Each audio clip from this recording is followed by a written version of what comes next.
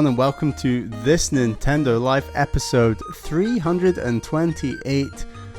For those keen listeners, you will notice I'm not MBZ. I am in fact Bally, and I'm hosting this show. MBZ is still off in China, and filling my seat, I guess, this time is Matt Lorgan. Welcome back to the show. How are you doing, Matt? Hey, I'm doing really well, thank you.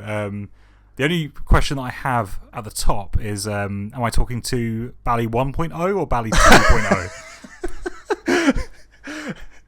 Yeah, how did you feel about that episode? Because it created quite a stir on Discord, and MBZ, I stand by my picks, but I also stand by MBZ's logic, and that a lot of the things that maybe were a bit lower or weren't on the list, you could definitely argue should have been there.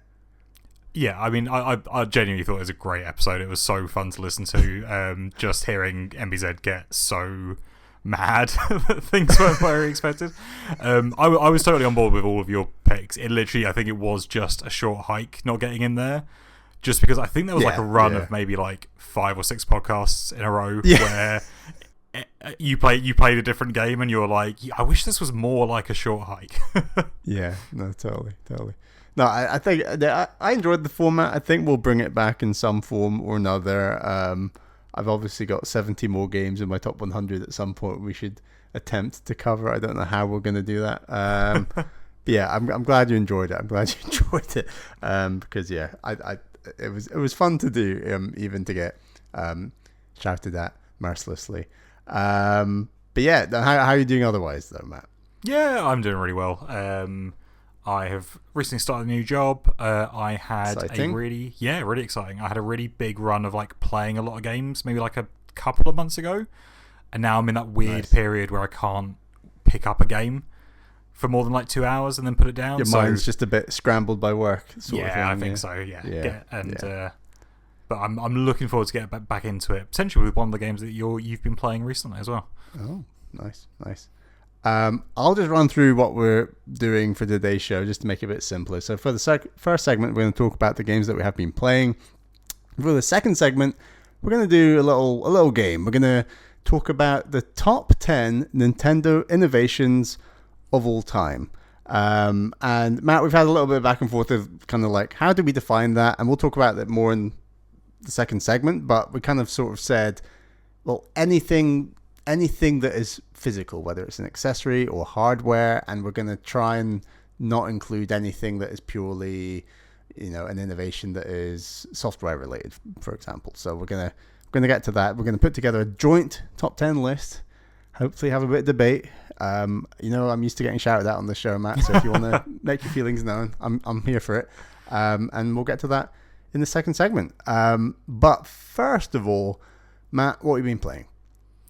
So I have been playing 2 Nintendo games that haven't come up on the podcast yet, which should work out quite nicely. The first of which is Yoshi and the Mysterious Book, which is a game that I was not even sort of remotely excited for. Okay. I don't know how you felt about this one. Yeah, I think MBZ and I generally have been a little bit checked out on Yoshi. If you had to say which one of us is more of the Yoshi fan, probably me, and that's probably just because I really liked Yoshi's Island, especially on the Game Boy Advance, and I think I played it on the Ambassador program on the 3DS and all that nonsense later. And I don't actually think I've ever played the Super Nintendo one. And then we both played Woolly World, and I think we both enjoyed that fine, but wasn't doing anything special. And then I think Yoshi's New Island on 3DS got panned in reviews and we weren't really interested. And then there's been a couple of Yoshis, I think, on Switch. And yeah, so very checked out. And I know that this game is doing something very different. And we discussed this a bit on Discord, but you thought this might be an interesting stepping stone for Bally Jr. And hands up, I was going to try and play the demo before coming on today, and I've not been able to, so I'm sorry about that. But I do definitely want to try the demo and see if it's something he'd be interested in. Yeah, it's super interesting. I think I was in a similar space. I was a bit checked out of Yoshi games. I quite liked Crafted World, but I think when that came out, I was in sort of Switch 1 hype, off the back of the Wii U being a bad time, and then Nintendo just bringing out a game a month on Switch, right? And so I picked up Crafted World. I had a nice time with it, but it didn't really stick in the memory in any way. And then I think with Switch 2, I've just sort of been waiting for bigger games and not getting them. So when Yoshi was announced, it's like, oh, okay, that's fine. Like, that's not too exciting. And then the reviews came out, and like it averaged an 80, I think it was, on Metacritic, which is like higher than a Yoshi game's gotten in ages. Right. And one review as well really like kept creeping back into my mind, which was the 5-star out of 5 review from Andy Robinson on VGC. And Andy's such a big Nintendo head that I kept thinking about it and being like, 5 stars is crazy good for a Yoshi game. Like, especially on a 5-point scale, I feel like that 5 is a really big deal. Yeah. He also gave Donkey Kong Bonanza a 3 out of 5, which I have some issues with, but yeah. Oh, yeah. I mean, I do have some issues with that as well. But I kept being like, oh, there's nothing really to play on Switch 2. And then I eventually realised that I just hadn't picked up Yoshi. I went, cool, I'm going to give this a try. And it's an absolutely fascinating game, I think. It has so much Nintendo juice in terms of that classic idea, right, where like every level introduces a new idea and then completely disposes it in the next level, right? That's a bit of a classic sort of like Mario thing, especially in like the 2D games or like the 2.5D games, like the Land and the Worlds. Yeah. And this game is like a supercharged version of that. Like the fact that every level has a different enemy in quotation marks, but it's not an enemy, it's a creature. Sometimes they are enemies, sometimes they are things that you can, I don't know, jump on the backs of, like seagulls that you jump on the back of, and when you jump on their backs, they gradually dip. Like from flying left to right, they'll drop, but then they'll gradually go back up again into the sky. Just something different each time, and it does a crazy job of adding more mechanics and also not requiring you to complete a level necessarily. So each level chucks you into a different 2D space with a different creature, like fauna or flora, to discover as you walk around the world. So you'll, eat it with your tongue, and then you'll be told that it tastes a certain way, or you will whip it with your tail and it'll fly off into the distance and affect the environment in a certain way.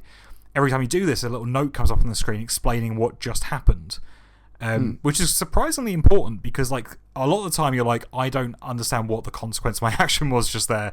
I need to read the little note. I was going to say, like, you say level, does that imply there's like a start to the level, there's an ending to the level? What are you expected to do in that, just get to the end? But then there's all this like optional stuff. Like how does a level work in that sense? So there's no... The beginning of a level, you get chucked in. Normally, there is like a left to right element to it, but not every single time. You do tend to get chucked in at the left of a level, but there's no checkpoint at the end. There's nothing you can run past to finish the level.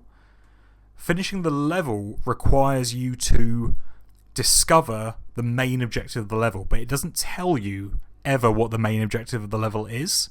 But it naturally leads you to what that objective is through experimenting with the creatures that you find. Okay. So, for example, with there's one creature which looks like a snail almost. It's sort of like a wrapped bit of twine, and then when you hit them, they ping from being a swirl, like a cinnamon swirl almost, to being like a straight pole. And when they're a straight pole, you jump into them. They lean all the way to the right or the left, and then ping Yoshi in the opposite direction.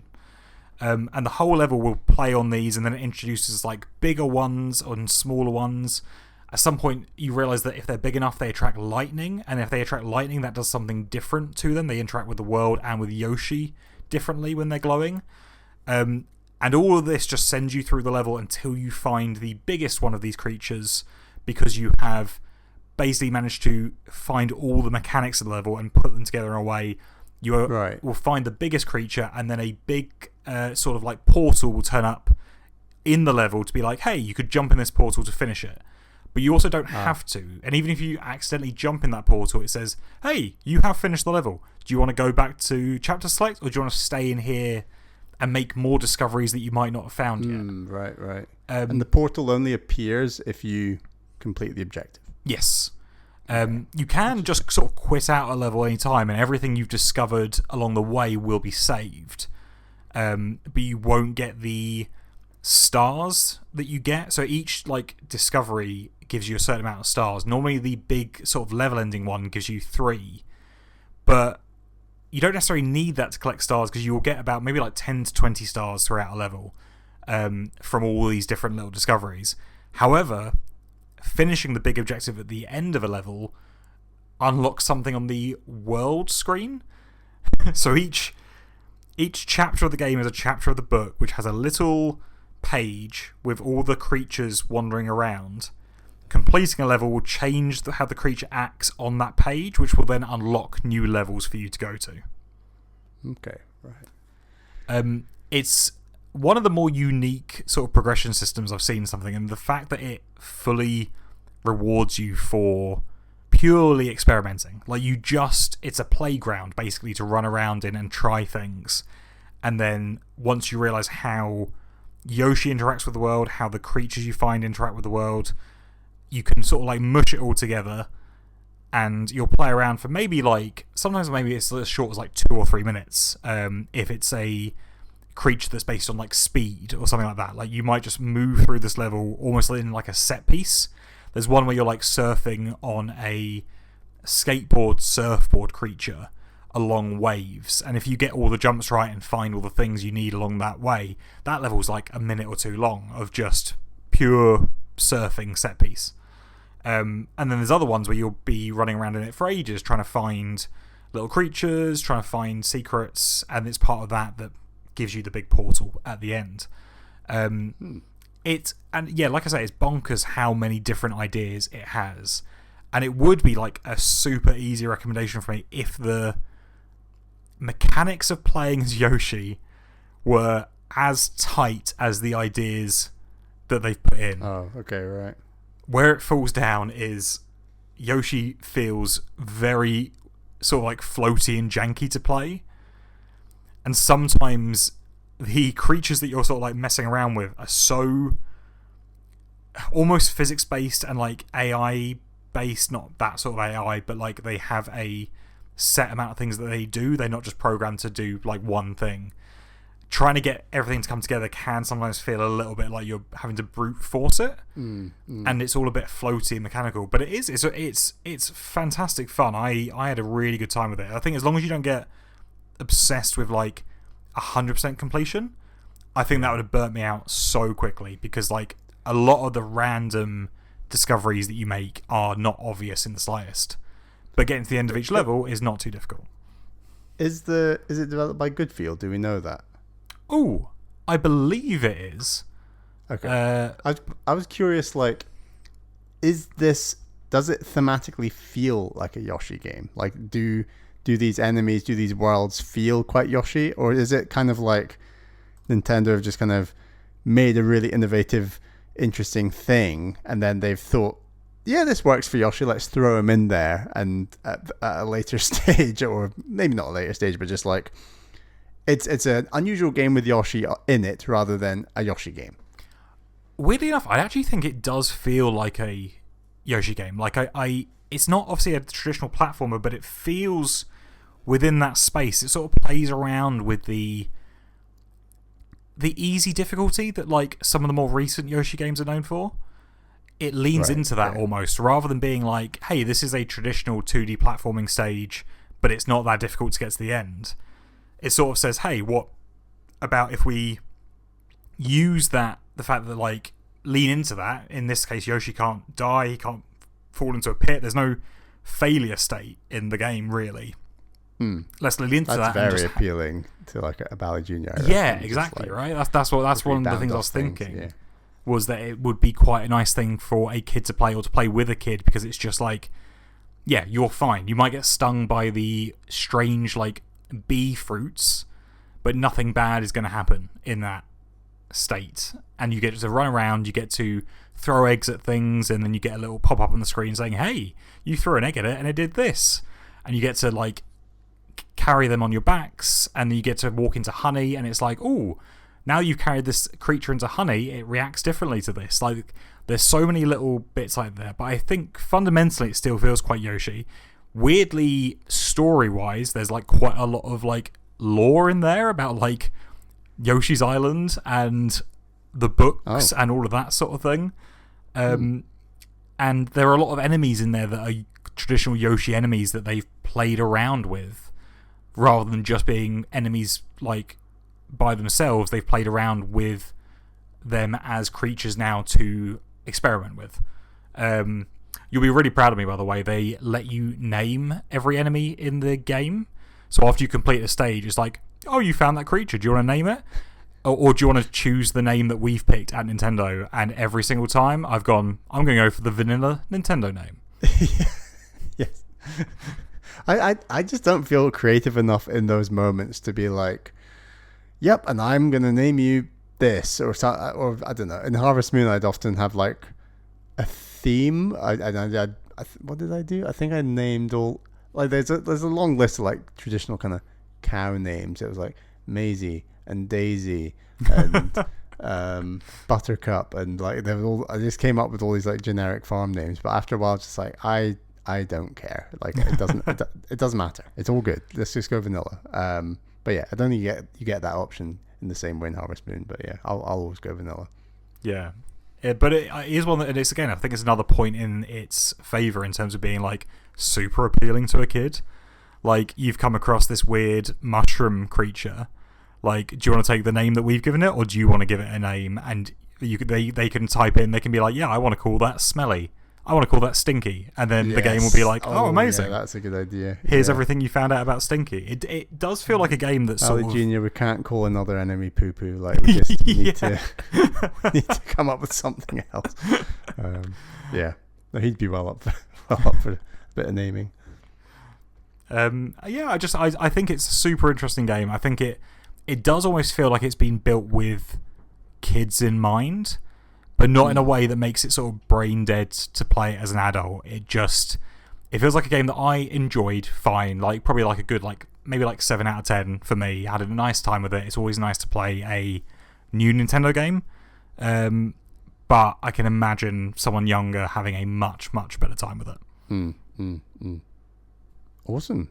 No, that sounds really cool. I would like to get to the demo at some point, and then if I like the demo, or even if I don't like the demo, I'd like to maybe try it with Bally Jr. and can go from there. Maybe pick up the full game if we are pretty hot on it. But it does sound really interesting, a bit unusual. And yes, Nintendo Juice is always something worth chatting about. So yeah, thanks for bringing that in. From one Nintendo game that came out this year to another one that I've been playing and beaten the main campaign of, because there is kind of like bonus stuff you can do after if you want to, is Splatoon Raiders. This was just on MBZ and I's radar generally. I think it got announced in the weirdest way, where it was kind of, I think MBZ talks about it as like just a YouTube video drop, and it was dropped in such a weird way that MBZ thought it was just like a mode in Splatoon 3 rather than anything actually new or even a standalone single player focused game that Nintendo like to say, because it does have co-op. But we were just discussing, Matt, how it actually only has online co-op and no split screen couch co-op, which I think is a shame. And we were just sort of saying, if Nintendo aren't doing it, then who on earth is going to do it? Because it just feels like a dying art at the moment, is the couch co-op experience. So that is a very big shame. But yeah, I've had a great time with this game. I think that it's a looping game with an ending, which I'm always a big fan of. There's kind of a pseudo story going on, and you're I can't remember the name of the pop group from Splatoon 3, but you're there with Big Man and the big manta ray, and you're on this. I will admit, it's all a bit colonial. Like, it's a bit like, we're on these salmonid islands, we don't give a shit about these salmonids, we're just gonna mow them all down, and what are we here for? Treasure. And it's like, yeah, and we all like treasure, and it was just like, okay. I kind of thought that the story was being so overtly greedy and over the top that it was like gonna be their comeuppance, and without spoiling anything, it didn't quite go the way I was expecting. But I think that when Salmon Run first came to Splatoon 2, played a little bit of it with MBZ, and it was good. We had a good time. I think maybe the issue I had was I felt like I could get overpowered by the salmonids fairly consistently quite early on, and I feel like that mode also forced you. I think it like gave you, here are 3 different weapons and you can pick one of them, and then we'll give you another random 3 weapons and you pick one of them. So you're often using a weapon you're not the most comfortable with.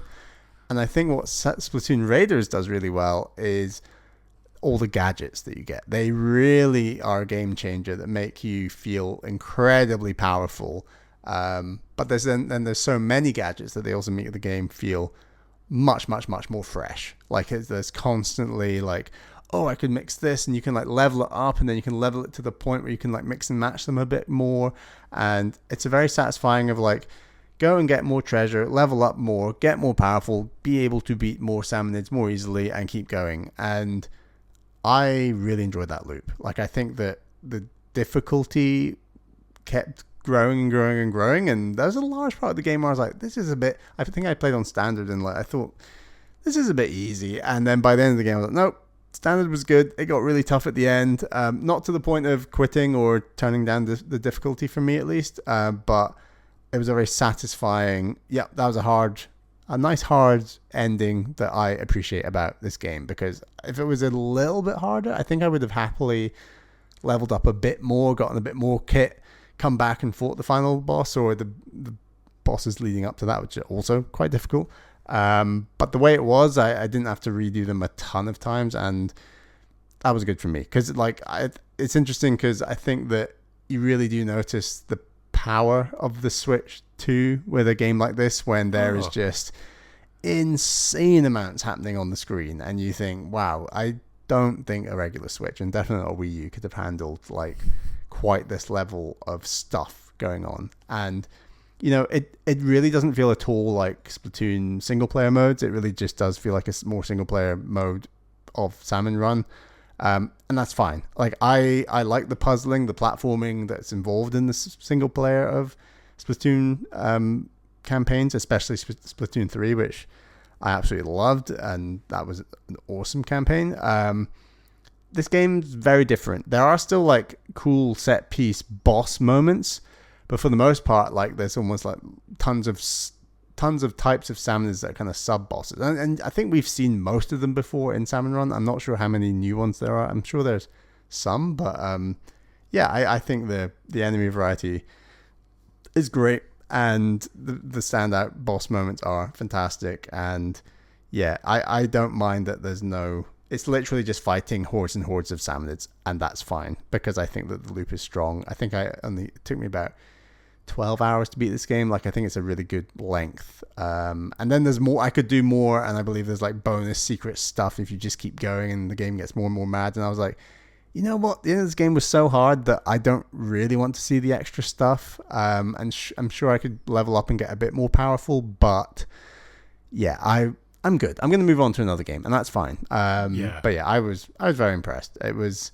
I wouldn't say it's got the most Nintendo juice, because it's doing something that's a bit more rote. There's not a ton of new stuff here, but you know what? In terms of like, here's a side thing for Splatoon that's single player focused, and you know, I came away very impressed, very happy. This game will get in my top 10 of the year for sure, I think. Nice. I can't tell how high up at the moment, but it also depends what else comes out. But yeah, I'm very pleased by this game. Pretty impressed. Amazing. You say about the loop element, and I've heard it described as like a loopy game, or like almost like a roguelite or a roguelike, and I can't really get my head around what that looks like in like a Salmon Run.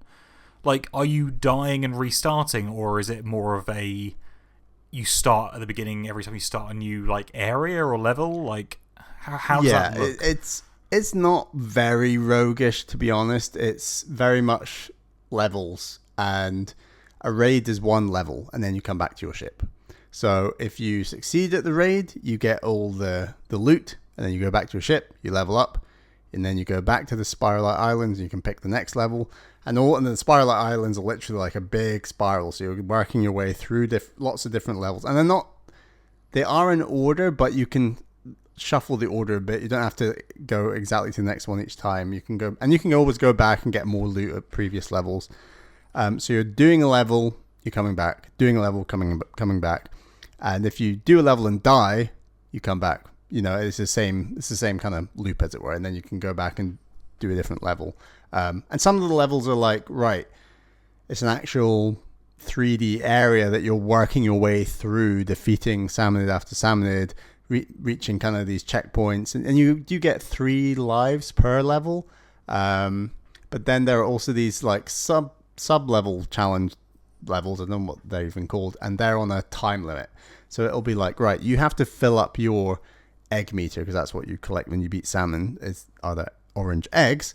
And it'll be like, right, you have to defeat all these salmonids in time before the time runs out in order to fill up your egg meter. And those levels, I think, are much, much tougher. They get much, much tougher as well as you get through the game.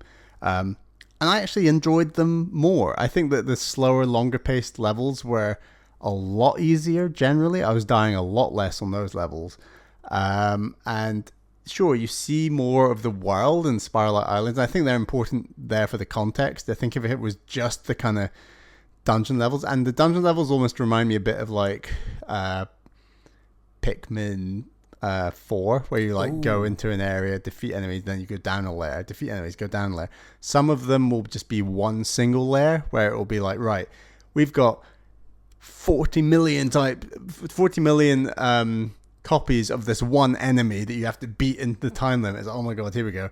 And then others are like kind of different mixes of enemies. You defeat them, and then you go down another layer, defeat them, go down another layer, and that whole layer, that is considered one level, as it were.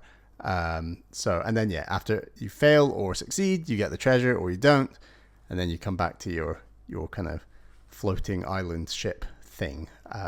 And there's different points you can go on your ship to upgrade your gadgets or your gun. And then the guns are interesting, where you're constantly picking up new guns, and they keep getting higher and higher levels. So there's always that balance of, do I go with the gun that I like in terms of like how it feels to shoot, or do I go with the higher level gun because I want to increase my damage output? And even though I don't love the paintbrush, I'm just going to go for it because it hits a lot harder than the previous gun. So there is that kind of, I mean, that's like any loot game, isn't it? It's just kind of like, balancing up, weighing up. Do I want the new thing? Do I want to stick with the old thing? And I think it does all that stuff really well. It's very cool. Yeah, I love the idea of it as a bit of a tech showcase for the Switch 2, less from a visual point of view and just from like enemies on screen, because I think I'm still in a bit of that a little bit of that honeymoon period with the Switch 2, where I sort of still want to be impressed by it. So the idea of being able to pick up something that you're like, oh, this couldn't run on the original Switch, is actually quite appealing to me as like a It is visually impressive.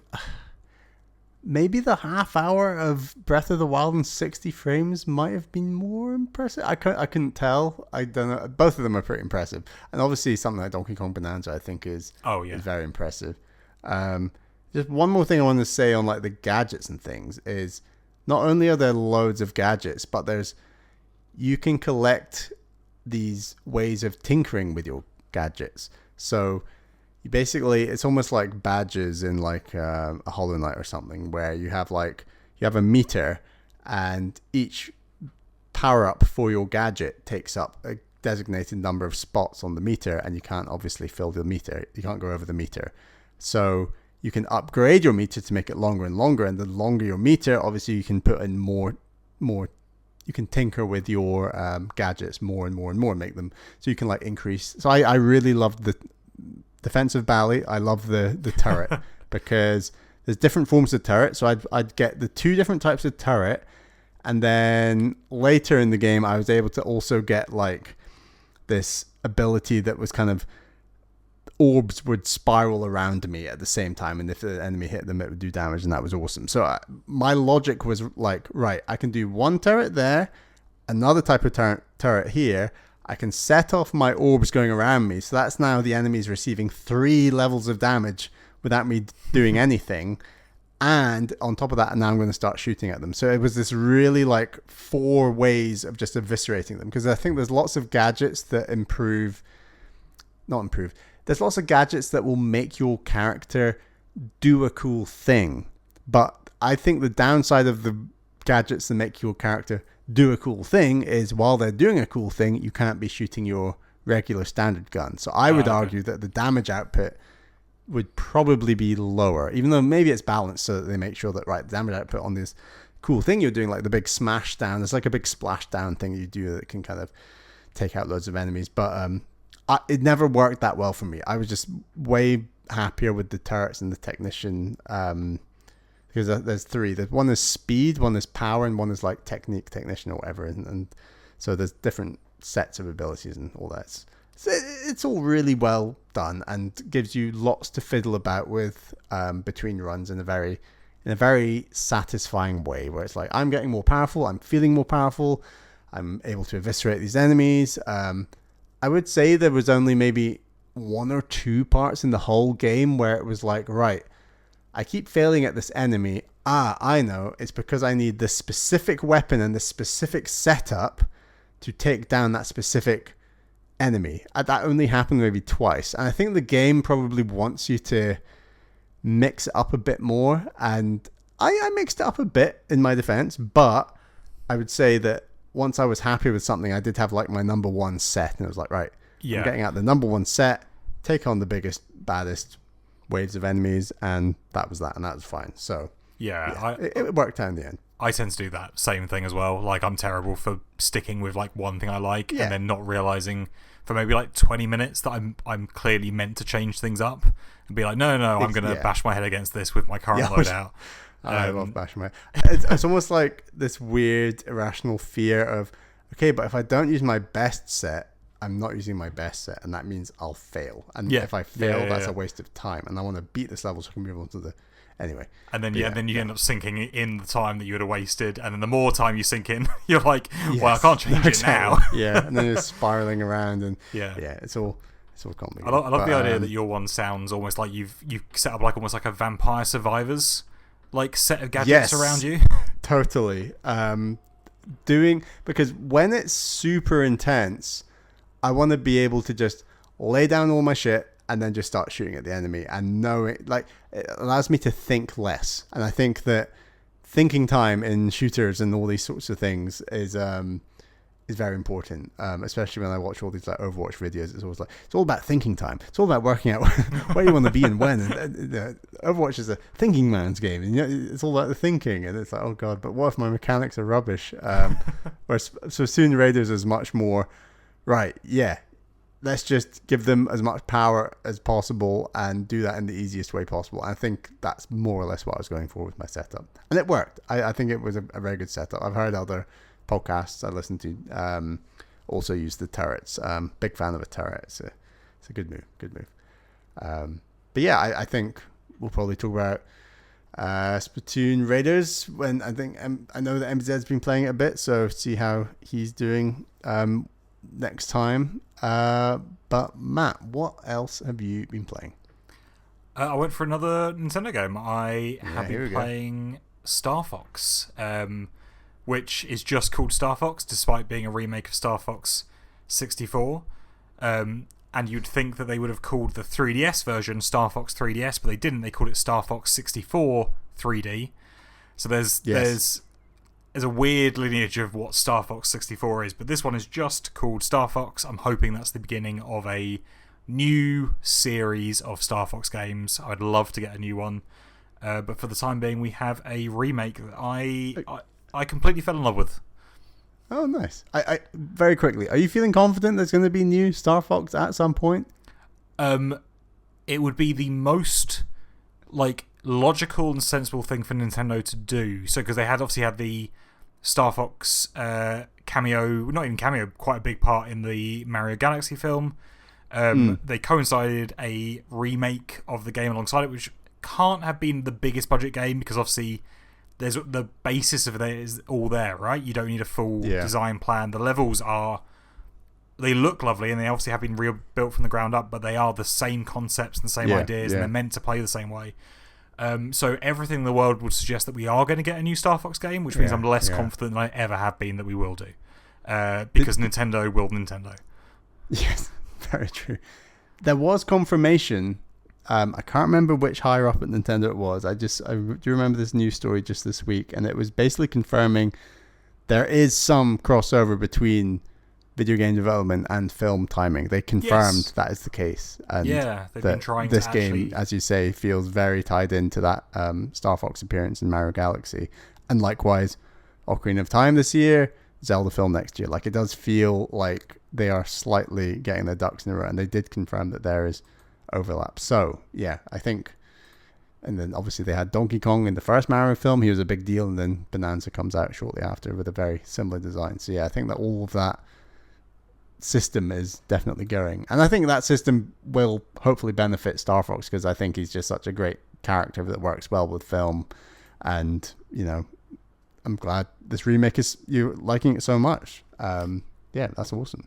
It's a really good... I've always struggled to get on with Star Fox in the past. Star Fox 64 is one of those games, like, it's not a long game, right? It's like you can get through it in maybe like an hour or 90 minutes, like, if at a push.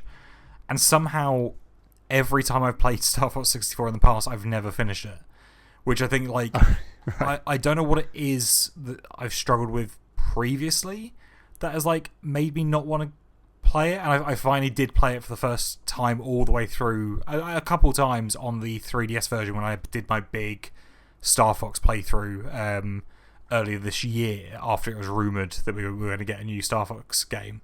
Not knowing at the time that it would be a remake of 64, so I'd be playing it again. But I've always struggled with the idea, like, I'm a nightmare for being like, I've rolled credits. Like, I don't need to play this game. I am so bad for that as well. Yeah. It makes it really hard to go back. I agree. So it's always made games like Star Fox 64, and I would also put, like, Sonic 2 and Sonic Mania in that list as well, as being games that, like, supposedly from a design point of view are meant to be played more than once, right? Like, you're not meant to just play Sonic one level once, finish the game and never go back. The whole point is you're meant to go in next time with better idea of the levels, and you use the momentum and you get through faster. And Star Fox is a similar one. Like, you're meant to have a better idea of where the enemies are, use your charge shot and try and rack up the points. I've never really had the urge to do that, but with the remake, it's such a small thing, is they've just put it on the map screen. On the map screen, you press a button that takes you to achievements, and it shows you all the medals you've gotten across each planet and whether you've unlocked all the alternate exits on each planet. So it just removes this one step of having to maybe, like, go online, work out what the best route is, so that you're, like, not spending too much time in it or whatever, and just being able to not leave the game and just be like, oh, I missed that route on this planet, I'll jump in again, knowing that I'll get there in, like, 20 minutes time. And in that 20 minutes time, I'm playing Conaria again, I'm going to try and do this a little bit better this time, getting a medal in that and being like, oh, that's interesting, and then realising that when you get all the medals you can unlock, like, a harder difficulty. And it's the first time I've properly played Star Fox 64 in, I think, the way that so many people would have done when they were kids, when it first came out. Of, like, just playing it again and again, kind of almost min-maxing a bit, just trying to do better and better. Yeah, and just trying to get your money's worth, I guess, right? Like, if that's the game that you've got for the next few months. Whereas I think whenever I've played it as an adult, which is the only time I've really ever played it, it's like I could be playing anything else in this moment. Right. But the remake became a bit of, like, a little ritual for me, like after work or like just before bed, of being like, I'm just going to do another run through the game. And because I was getting better at it, I could get through in maybe like half an hour, 45 minutes to the final boss. And I would try and grab another few medals along the way. Also gives you the option now, and I don't know if this was in the original, but I get the feeling it wasn't. If you finish a planet and you don't have enough points to get the medal, it gives you the option to just restart that from the beginning as well. So it takes away from that thing of being like, oh, I missed it by 4 points. I need to finish the game now and then start it again and get back to that planet. So there's all these very, very small quality of life changes that have just ever so slightly peeled back the appeal for me of replaying it and getting better and getting a higher score. So I end up getting a gold medal on every planet on the regular difficulty, which... Wow. I know real Starfox heads out there will be like, they'll be doing the expert levels, they'll be doing the new challenges in there, which I did a few of, and they are really good fun. I've heard like it's so important to like keep your double lasers and like one hit, and all of a sudden you don't have your double laser anymore, and it just makes getting some of those really hard medals even tougher, and it's like, oh, that does sound very stressful. Yeah, on my first playthrough, I lost my double lasers before the final boss. And I was like, God, this boss is really tough. It's such a slog. By the time I was doing my like 6th or 7th run through the game, when I had my double lasers, I was like, okay, shoot, one eye gone, shoot, one eye gone, boss down. Like, you could get through that in genuinely less than a minute. Like, with the double lasers make a huge difference. And again, I don't know if I ever really understood what was going on with that in 64, but everything's so well explained here, and yeah, it looks beautiful. I thought I didn't like the art style when it was announced, and then playing it feels very natural and good. Like, even the taxidermy sort ofness of it didn't really come through when I was playing it as much. Nice. Yeah, I mean, I played the 3DS version a bit after it came out, and I think, as MBZ said to you before, I think I played through the main game like 3 times, and my aim was like, right, I want to see every level and beat the game, and it took me maybe 3, maybe 4 runs to do that, and it was like, okay, and then that was my time done. And as you say, like I didn't really have like that motivation to go on and do this level better, go in the harder mode or whatever. So, and I've been on the fence with Starfox a bit like this game, because I'm a bit, obviously I love Star Fox Zero, and I feel like I've played Star Fox 64. I don't feel like I want to jump back in, but it sounds like you've really really enjoyed getting those like medals and mastering it a bit more. And it does just sound like it's a very polished product, and obviously on the Switch too. Very nice place to play it. So I'm a bit tempted, but maybe it's one of those ones I just I'll get it later, but maybe not this year. I don't know. It does sound, it's vaguely intriguing to me, but my overwhelming feeling when they announced it was like, you wait this long for a new Star Fox, and then you don't give us a new Star Fox. Oh, like, no. Come on. But I'm glad that it's a solid remake. So yeah, it's on the cheaper side as well, right? Like 41 quid is a much better shout for that. If this had been maybe in the 60 quid mark, I wouldn't have picked it up, quite frankly. But it felt quite a nice one. And yeah, it ends up becoming a nice thing to play for 15 minutes, half an hour. And just the only thing, just before we move off, the other thing that I had with this is I've never liked the charge shot in Star Fox 64. Because it always felt to me like it took away from... It just made the game a little bit easy. You just sort of hold down the charge shot, and then wait for an enemy to appear on screen, and they appear and it locks on, and you let it go and it just flies off. So compared to like rail shooters that I liked growing up, which is like Time Crisis and House of the Dead, which are like very precision based, Star Fox 64 always felt a bit like, it feels like the game's playing itself, even more so for a rail shooter than normal, because not only is your movement mostly on rails, but so is your weapon if you use the charge shot all the time. Right. Playing this made me realise that is only true if you're only looking to complete the level. I think that's the other half of it, is that if you're just looking to get to the end, fine, the charge shot does make it quite easy. The whole point of the charge shot is you're meant to use it well and time it well and use it well to get the high points and the high scores. So that's where I never clicked with it in the past. It felt very unsatisfying to play because it had like this weird lock-on feature that just made things a bit trivial. But that's not the point, and it's really nice to sort of like be able to see what everyone else seems to be able to see about Star Fox 64 for so long. Yeah. That point is reminding me of Rogue Squadron Rogue Leader on the GameCube, the launch game. And in that opening level there on the Death Star, you do the whole ending of episode 4. So you fight all the TIE fighters and then the turrets, and then you're into the trench, and it's really well done. It's an awesome level. You're rewarded in that game for not using your targeting computer. So the targeting computer will like bring an orange lens, as it were, over the screen, and then TIE fighters will show up as like yellow, or I think green is good, yellow is target, and red is bad. So you want to target the yellow things.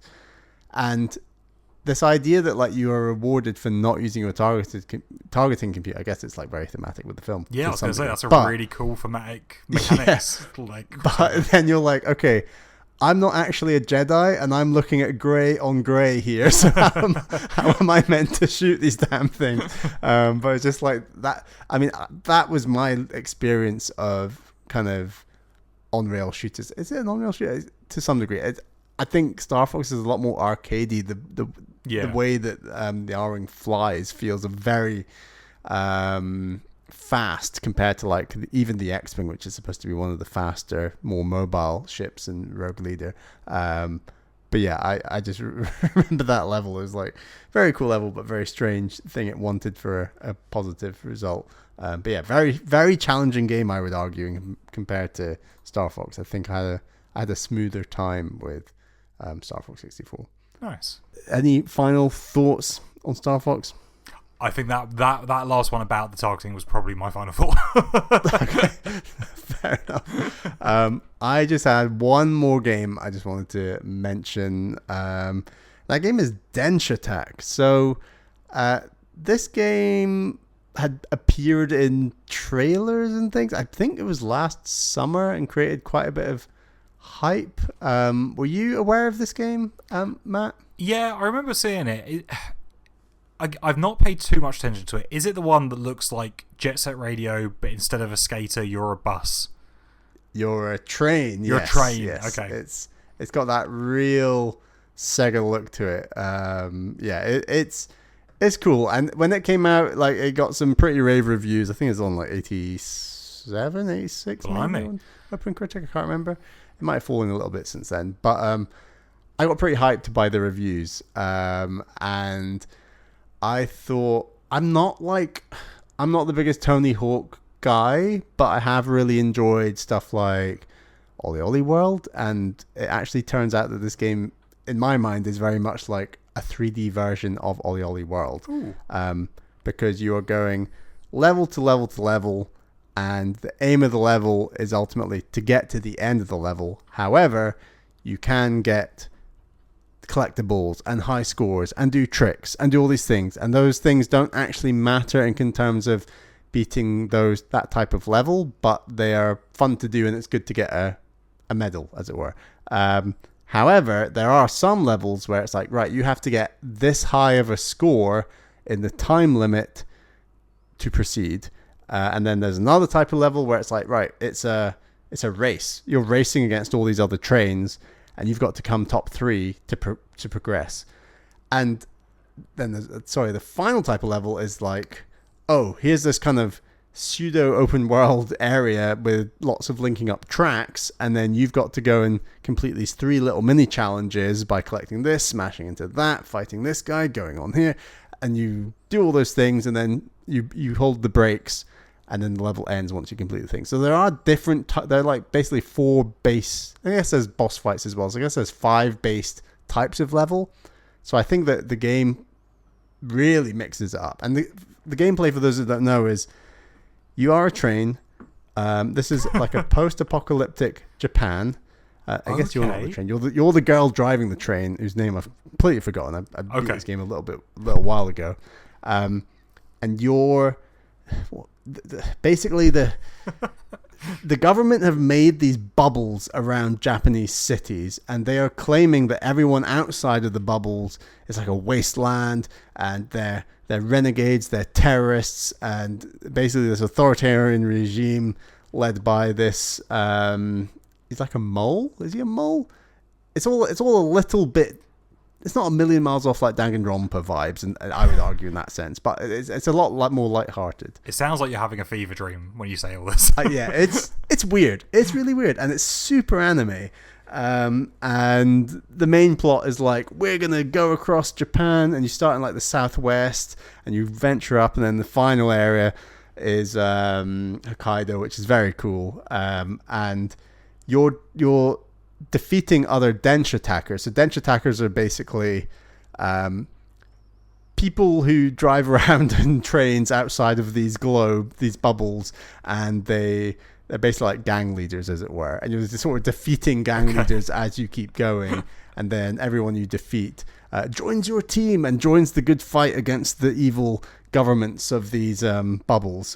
So it's all just very probably loads of inspirations that I'm just unaware of, not being the closest, not following anime as close as some, but I absolutely love like the zany story, and there's like nice cutscenes in there and all this, and it's just like, and there's like a real positive reverence for Japan and like there's places, and when you're in Osaka, they're talking about like takoyaki, and like this is where takoyaki came from, and it's all about this, and like there's different paint jobs you can get. And when I was in Nara, I got the paint job that has the deer on it. It's like, oh, that's thematic. I love that. And then there's like this island on the Shimanami Kaido crossing that you do a level, and then I got this paint job and it was oranges, and I've like been there, and I know there's like orange farms there, and it's like there's a real positive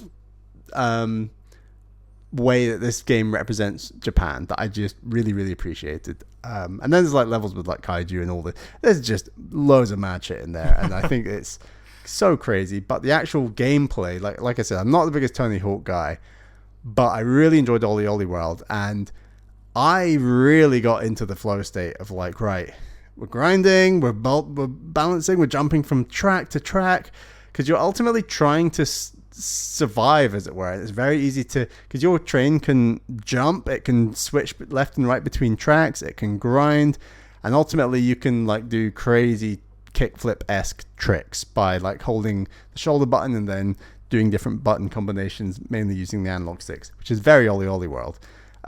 So you're basically just constantly doing this, and one other advantage of doing loads of tricks is you'll basically, the more tricks you do, you fill up this meter, and when the meter reaches a certain point, you unlock like rainbow tracks, and these rainbow tracks will just start appearing beside the track that you're on, that you can jump onto the rainbow track. When you're on the rainbow track, you'll get like extra points, it'll be like a faster finish, so like you've got a much higher chance of getting like a medal or a good time, a good score by unlocking the rainbow track and getting there. So it does feel that there is a genuine reward for doing lots of tricks on these levels. It's not just do tricks for the sake of getting a score, it's do tricks for the sake of, hey, well, here's this extra cool rainbow track that does all this other stuff.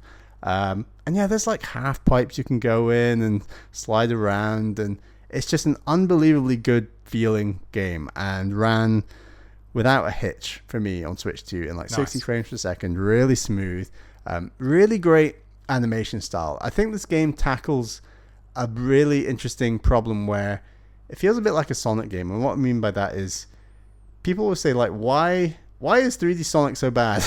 And I think, in my opinion, a big problem with 3D Sonic, and I know that Jacob Geller made this point on MinMax podcast, is basically like, you need so many assets. If you are running at the speed of Sonic, you need to create so many assets and so much level for him to run into. Otherwise, you're going to be running in circles, or you're going to be running too slowly, or, you know. And I think the art style and style of this game overall lends itself to creating really long levels that allow them to really create a sense of speed. They're not worried about you running out of track, running out of level, because there's just so much. And I should say this game is like 8 to 10 hours long. Like, it's quite long for the type of game that it is. And I think that's awesome, because you never run out of track, as it were. Like these levels most of them take about 3-4 minutes. Some of the longer ones take 5-6 minutes. They're not long, but it never feels like, oh, they've this game is so fast that they've run out of assets. That's never been an issue for what this game's going for. It's just really long tracks, real great sense of speed, and I love the zany story. And this is maybe my surprise of the year so far. Like it's a game that was on my radar, but you know, it was such a busy year, always busy with releases, knowing what to play next. I was skeptical whether I would go for this day one, and I jumped in, and I am not disappointed. I think this is a real indie hit of the year. I was very impressed. Nice. Do you reckon it'll make that coveted top 10 of the year? My personal or our TNL joint? Your personal one. Yes, it'll make my top 10. I'm being wary that I'm not saying that about more than 10 games. I don't think I have so far. But I think it will make my top 10 and could feature decently high depending on what else comes out. It's really cool. I don't think... I'm trying to persuade MBZ to play it. I think he was a little bit... I tried the demo and it's not all that. And I don't know. I'd argue that the game's a bit guilty of giving you more and more mechanics long past the first couple of worlds, and I think that it gets better and better in my opinion. So I don't know how long the demo is, but I would argue MBZ should probably try a bit more, because I think this he loved Ollie Ollie World, as did I, but he for him it was almost like, oh, I prefer 2D and I don't actually really like 3D. And I was like, okay, but it does it so well in 3D. But anyway, yeah, we'll see if he plays it later this year. But yeah, are you feeling interested in trying it out? Yeah, so we're heading to Japan for our first trip this October. So it feels like maybe a nice one to get on Switch too if it runs so well. Oh, that's very cool. For like maybe the flight there, maybe the flight back after I've sort of been in all those cities and stuff, and I can have a bit more appreciation for its take on Japan. Yeah. That might be a fun one for that. Okay, Matt, I must ask, where are you going in Japan? What do you plan on doing? How long are you there? Without going on a huge side tangent, I need to know. I think we're doing the fairly sort of like standard trip of Osaka, Kyoto, Tokyo, awesome. With a few little like trips booked in outside of those places. The big, obviously, question mark for me is Super Nintendo World, the Universal one. Of course. Which I would be all over if it wasn't for the fact that booking tickets for that seems like an absolute nightmare. So I keep checking that. But it's a weird thing where you can only buy tickets to get into Universal, and then you have to get into Universal to buy your tickets to the Nintendo area. Oh, really? Yeah, and there's a chance that you can't get them even when you get in there. So it's a weird thing overall. And even the other day I was like, I'm just going to do it anyway. I'm going to book it, and then still not available for our dates yet.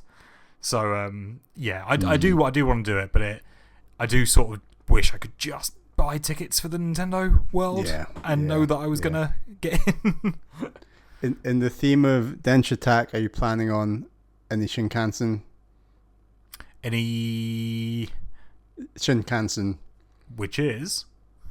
Sorry, Shinkansen is the high-speed rail, the high-speed train. Okay. I know we've got a couple of train trips booked. Okay. Awesome. I think we literally just got some tickets through the post actually today for them, but I don't know if we got the high-speed train booked. Okay, no, awesome.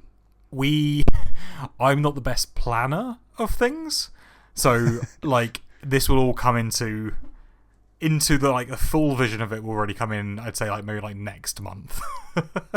Exciting. I'm buzzing. That's awesome. And what time of year are you going? Sort of middle to end of October, which I've been told is awesome. decent in terms of like temperature and weather. Yeah, nice. Yeah, we went once in summer, very humid, and then the next time we went in spring, and it was a hell of a lot better, much nicer. But no, that sounds awesome. That sounds like a really great trip, and I totally agree with those cities for like a first trip. Definitely. I cannot wait to go back when the boys are a little bit bigger. It's our plan. But nice. We'll see. That'll be wicked. I can't imagine going to Japan as a kid. That'd be so much. I mean, I do make Bally Jr. chicken katsu curry, and he absolutely loves it. So we've got that food to lean back on if we get there, and he's just like overwhelmed, doesn't like any of the food, and I think that's the biggest challenge. But Been training him for that day. There's one thing that you can order that you like. Yes. Yeah, no, I don't think I have anything else to say about Denshattack. So yeah, I think that wraps up the first segment. But don't go anywhere, because in the second segment, we're going to be discussing the top 10 most important Nintendo innovations of all time. We'll be right back.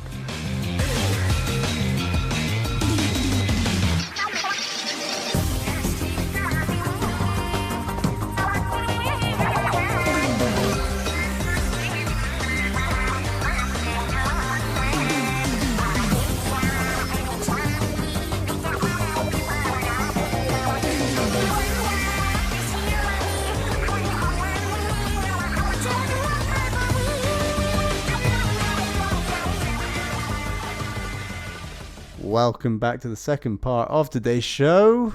We're going to do a little special segment here. So I think I said the top 10 Nintendo innovations of all time at the top of the show. I think I should have said the top 10 most important Nintendo innovations of all time.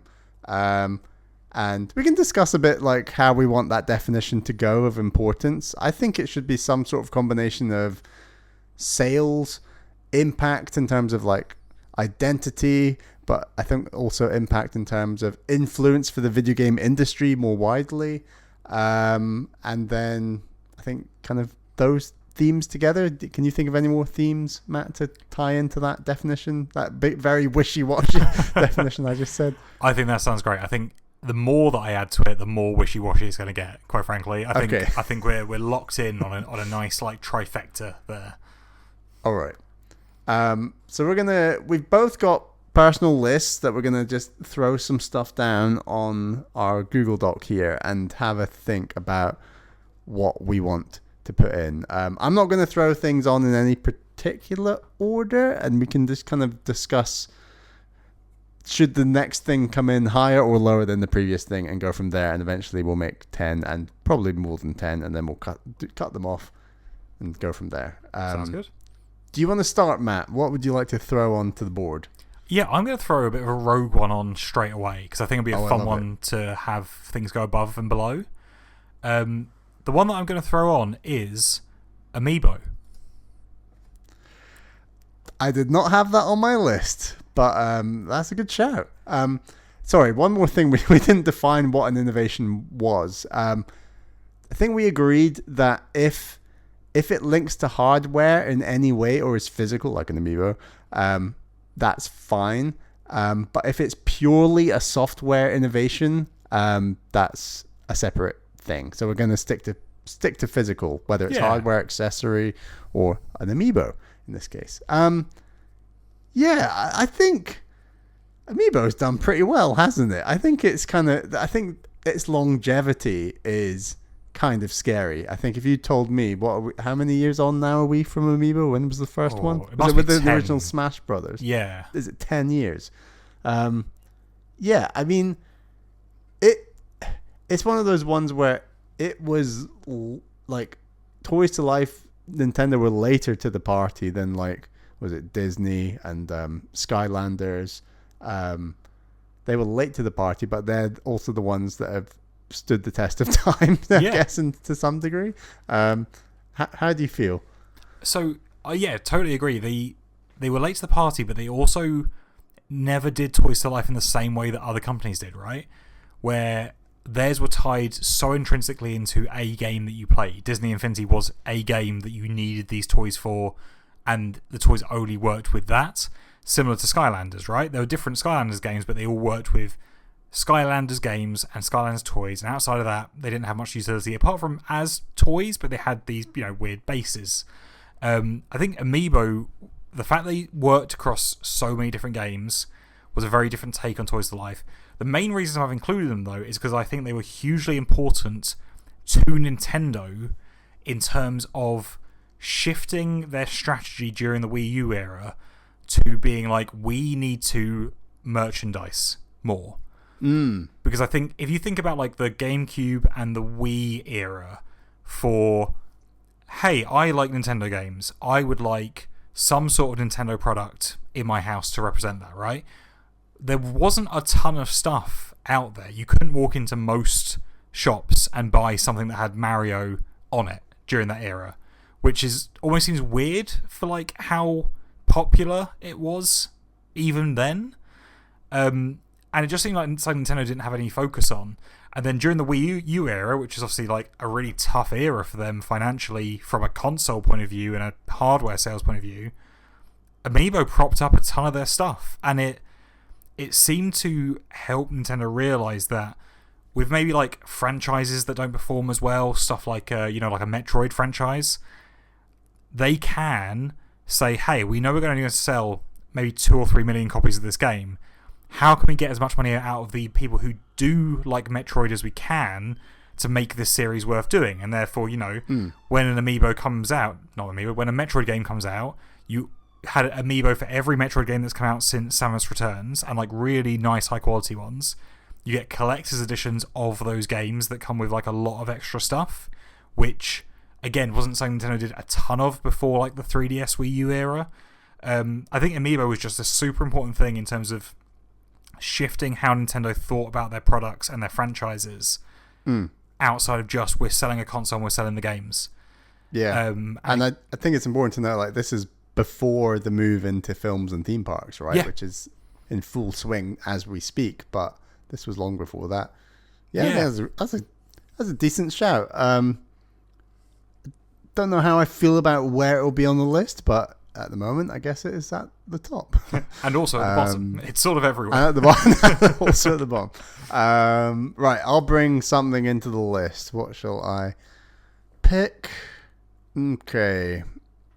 This is an interesting one. I've got Nintendo were the first to have vibrating controllers. With the force feedback. Yeah, with the old Rumble Pack, right? With the Rumble Pack for the N64. I feel like it's one of those things that we now just take for granted, and whether you're playing shooters or driving games or all these very non-Nintendo games, they're a pretty crucial element. And then you look at something like, I don't know, the DualSense, where games like Astrobot and that, like a Saros or something like, it's a very important feature. It's become, I say it's very important. It's marketed to us as being very important. I don't actually really know how much people actually care about stuff like that. But regardless of whether people care or not, we've had vibrating controllers in almost every controller since the N64. And is this an important innovation? Would people not buy these things? I think it's one of these things where these companies are always looking for something that's worth investing in that will add what they perceive as add value to their product. And I think that having force feedback in your I think if a console came out now without vibration, I think there would arguably be a bit of uproar. I think there'd be a segment of fans who'd be like, yeah, I'd rather have the one with vibrating, to be honest, especially if my main games I play are drivers or shooters. But I guess you could spin it out into, I don't know, Nintendo use vibration in lots of their games now. Like I want to say like Mario 64, if you like run into a wall or something, or like there's force feedback in that game. Am I making that up? I'm trying to remember. I don't remember, to be completely honest. Yeah, no, it's tricky. Do you think vibrating controllers are important, or are they just one of these things that we just take for granted and it doesn't actually matter that much? No, I'm fully on board with this. I think they are hugely important, only because I occasionally will use a third-party controller or something along those lines that doesn't have it in, and it does dramatically reduce my enjoyment of the game. I'm so used to it on an everyday basis that I am totally like, I don't notice it anymore. I think that's the important thing. Like, it's just in most games and I don't notice it. But when it's not there, it's so noticeable and it's such a big change. And it's one of those weird ones where I'm like, I'm trying to put myself in the mindset of the N64 era, and I can't imagine many people being like, I need this controller to shake. Like, it doesn't seem like an obvious innovation. It feels almost quite distinctly Nintendo in that way, of like quite experimental and weird. And was it Starfox 64 that came with the Rumble Pack? Maybe. I mean, I bought an N64 like secondhand, very same. late in its life. I was very disconnected from that whole like hype cycle, but and even retroactively, like I really can't remember. But I do think it is an important thing, and a lot of the times these days, I have made purchasing decisions of whether I'm going to play something on PS5 or Xbox Series X based on the better PS5 controls. And like a game like Returnal, and I think to maybe a lesser extent Saros, if they were on PC like Returnal is, I think it's a worse experience for not having the DualSense stuff. I think it is like good haptic feedback, and like some of the really good HD Rumble stuff that Nintendo does. They also don't shout about it as much anymore, but there's really good stuff in Donkey Kong Bonanza. Odyssey had some great HD Rumble back in the day.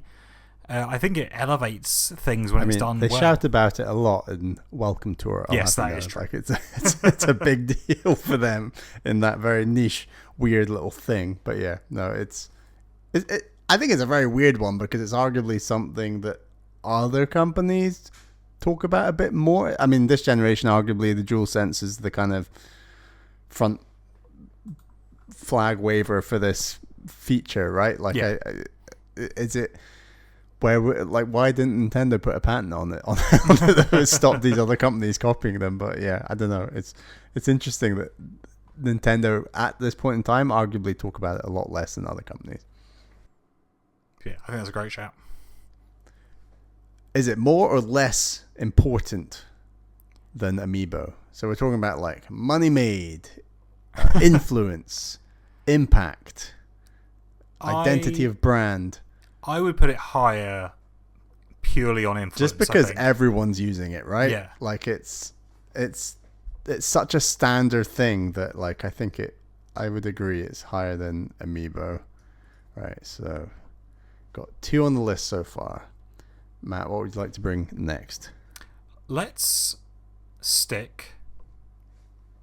I'm going to throw a more recent one out because I think it's a big deal, and it, was a huge change. I'm going to bring up the Nintendo Switch, and specifically the combined home and handheld console. It's a big one. It is a big one. Home and handheld console. Put like brackets. Switch. Yeah, this is big. This is absolutely huge. I think that it's one of those things where they also deserve extra credit. And what I mean by that is their backs were really up against a wall. And there's another example that we'll get to later of backs up against the wall and coming up with a success. But in this case, the Wii U was their worst selling console of all time, barring the Virtual Boy, I believe. And I think that had they just produced another Wii U or a GameCube or an N64, I think that what Nintendo would be at this point in time would look quite a lot different. And in terms of impact for like the company, it massively, I think saved is a bit of an overstatement. I think they were doing okay, but they're definitely in a very, very good space. And the fact that you can now say that, oh yeah, any mainline Nintendo game that comes out, whether it's Mario, Zelda, Fire Emblem, Metroid, you name it, the best selling one, there are some exceptions. Luigi's Mansion, the best selling one is always the one that came out on Switch. Yeah. Like, I think that it did so much for them as a company that it's good. Now, as an innovation, it's genius. Like, it's a perfect evolution from like the Wii U. It's a great way of aligning your development teams working on previously on handheld and home console to just be unified and working on both of them.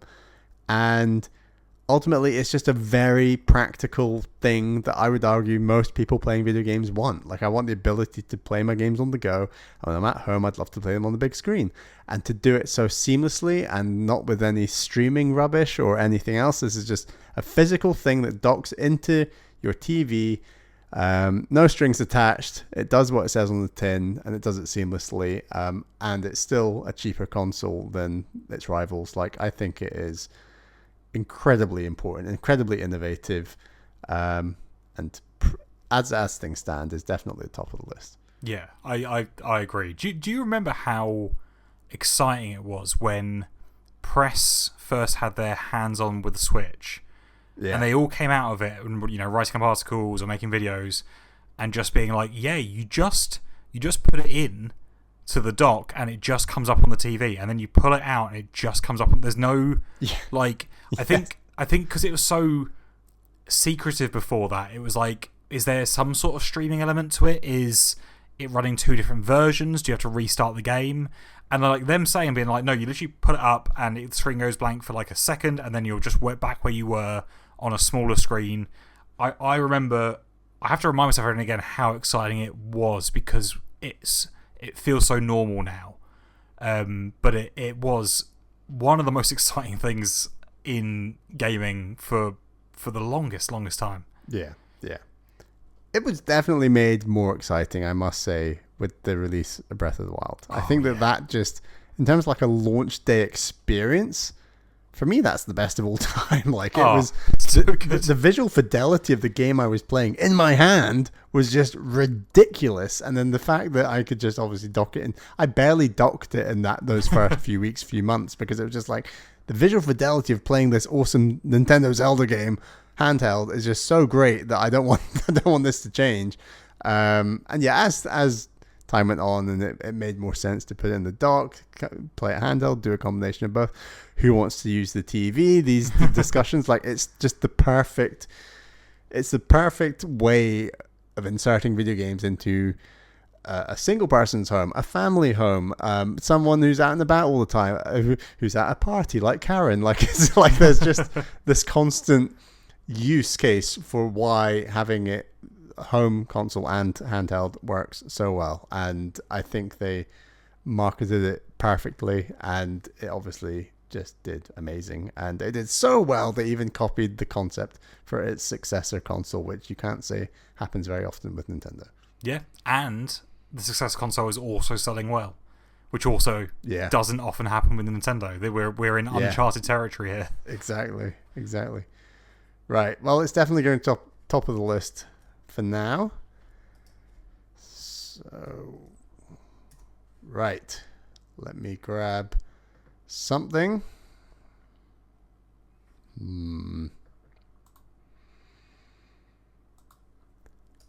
I've got another one that's very similar to the Rumble Pack. That is the D-pad. I think that the fact that everyone uses the D-pad in any form, and there are some very bad ones out there and some very good ones, everyone wants a D-pad. And I think that even at a very base level, people just prefer to use a D-pad when moving around stuff like menus. And every game has menus, so maybe it isn't used for the same thing it was used back when I think it first appeared on Game & Watch. That was the very first D-pad. But I still think the D-pad is a very important thing that has influenced the entire industry. Is Nintendo innovation, and I don't know where we'd be without it. Yeah, I almost struggle with this one, because as long as I have been alive, there have been D-pads. So it barely feels like an innovation, because I'm like, surely this is what it was always like. But obviously it wasn't. It's such a simple and elegant solution to the idea of we need people to be able to input into a two-dimensional game, essentially, right? That's how it started. And when you think about all the weird ways that people dealt with that previously, in terms of like big sort of like almost like flight stick joysticks on the Atari situation. For a bit there was like mouse rollerballs being a big thing like in arcades and stuff like that. And yeah, for Nintendo just to be like, yeah, it's just up, down, left, right, but also you can do the in-between ones as well. And for that to just work on everything and to be so immediately understandable to, I think importantly to kids, right? You put that in a kid's hands and they can look at that and go up, down, left, right, and they can hold it in front of the TV and be like, if I push this up, they move up and down and all of that sort of stuff. I think it's crazy to think no one thought about it before. So I think this is a great one. But again, it's so high because it barely feels like an innovation because it's just games. That's what games are. I think this is the problem with doing Nintendo innovations, is that they've been around so long and are so fundamental to the industry that some of the most basic things like a button is just like this massive innovation that's been in the industry for years upon years, but is actually, when you step back, a really important innovation for the industry, but just seems like so kind of stupid when you step back and think, yeah, that's a D-pad. Yeah, it's just on everything now. It's hard to imagine what would have happened, as you say, with like mouse roller balls and things. What would the standard directional thing be if it wasn't a D-pad? Because I don't think we were necessarily ready for analog sticks back in the Game & Watch era, as it were. Like, I think that, my impression was that the D-pad was designed the way it was, partially because it's flat like a button. And that's important if you've got a handheld Game & Watch. Like, you can't have something sticking out. If I imagine the design of Game & Watch was to like put in a bag or a pocket, or if an analog stick is just poking out. I mean, people have the modern day equivalent problem with like a Switch or a Steam Deck. You do have analog sticks poking out, but I think we have different design things to do them. And I've actually got another innovation that links to that. But I don't know. It's just weird to think about. I guess it was flat for a reason, and it is still flat because that's just the way it is. I can see it go. I think we've hit a tough decision early here, quite frankly. I think it's probably below home and handheld console with Switch. You could make the argument it's above. Yeah, but you could. I'd probably, as things stand, go number 2. I don't know how you're feeling. I want to put it below because I potentially just because I was there for the Switch and how exciting that was. I think this is recency bias on a very extreme scale. But there is a bit in the back of my head that is like maybe it should be above it, but I think I'd be quite comfortable having it below the home and handheld. Yeah. Let's go second. I think if the Switch wasn't just such this juggernaut of a system that is in line to overtake the PS2 and revive Nintendo the way that it did, but also just be a really awesome innovation as it is, and also all the game franchises sell the best on that. Like it, I think that's hard to beat. Yeah, At least I don't know, but as you say, would we have just moved on to analog sticks without the D-pad? It's hard to know what the alternative timeline looks like on that one. For sure. What would you like to bring in next? Next one I'd like to bring in is the DK bongos. No, I don't want to do that. No, I think top of the list. Absolute quality product. Whack that up the top. Influence. All the bongo based controllers we've had since. No, I think staying in the same realm as the D-pad, actually, I think I would like to put forward the N64 analog stick. Okay. It wasn't the first analog stick, as far as I understand. I believe I looked this up before. Is it the TurboGrafx or something? There was something that had one before, as you say. I can't remember what it was. MZ is probably screaming at this podcast now, saying, it was this console. How do you not know this? But yeah.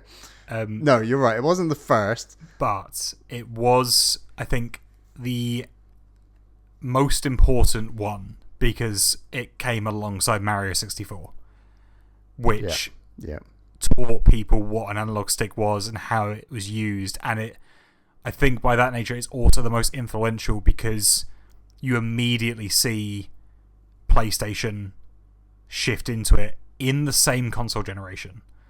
Like, how often do people change their controllers within the same console generation to add features? Like, the only other time that's happened... An example later, but yeah, you are right. The only time I can think of is like all the the motion control phase with the Wii, which we will likely come to. We'll discuss motion at some point, but you're right. That's what I was thinking of. But yeah, I think an analog stick in a 3D space that just immediately made games feel incredible to play, and this really came into my mind. Was it last year or the year before where I started playing the PlayStation 1 Tomb Raider games? Which were built with a D-pad PS1 in mind. So they are these 3D games that purely run on tank controls. So you push forward to move forward, and if you hold left or right, you sort of spin to the left or the right, and forward is always forward. Remind me, so PS1 launched with its controller that just had the D-pad and the sacred symbols. Yes. Later down the PS1 life cycle, they released another control pad that included the analog sticks. Is that right? Yes. So they released the DualShock. Basically, was the DualShock. Yeah. Was before the name PS2 of the controller came out, that came with both analog sticks, which was, as we know, shown off by Ape Escape, a game that I will shout on this podcast just because I can, because I played it for the first time 2 years ago. And it's one of the best games I've ever played. It's fantastic. Ever? Wow. That is high praise. I adored it. But yes, I think that's just a real testament to how, like, just imagining Sony's designers playing Mario 64 and being like, well, this is incredible. And I think when you... we can't not. Yeah. We have to. Well, especially we when have to include this. When you compare Mario 64 to the games that were making PlayStation big, so like Tomb Raider and Crash Bandicoot, and like none of them could be Mario 64 style 3D platformers. Like, they just couldn't work that way because they didn't have an analog stick. They were super restricted with the D-pad, and they played worse because of it. And yeah, I think it's funny to look back now because I hear about, like, after the DualShock came out, obviously dual analog sticks, that was their innovation, and it was an impressive one.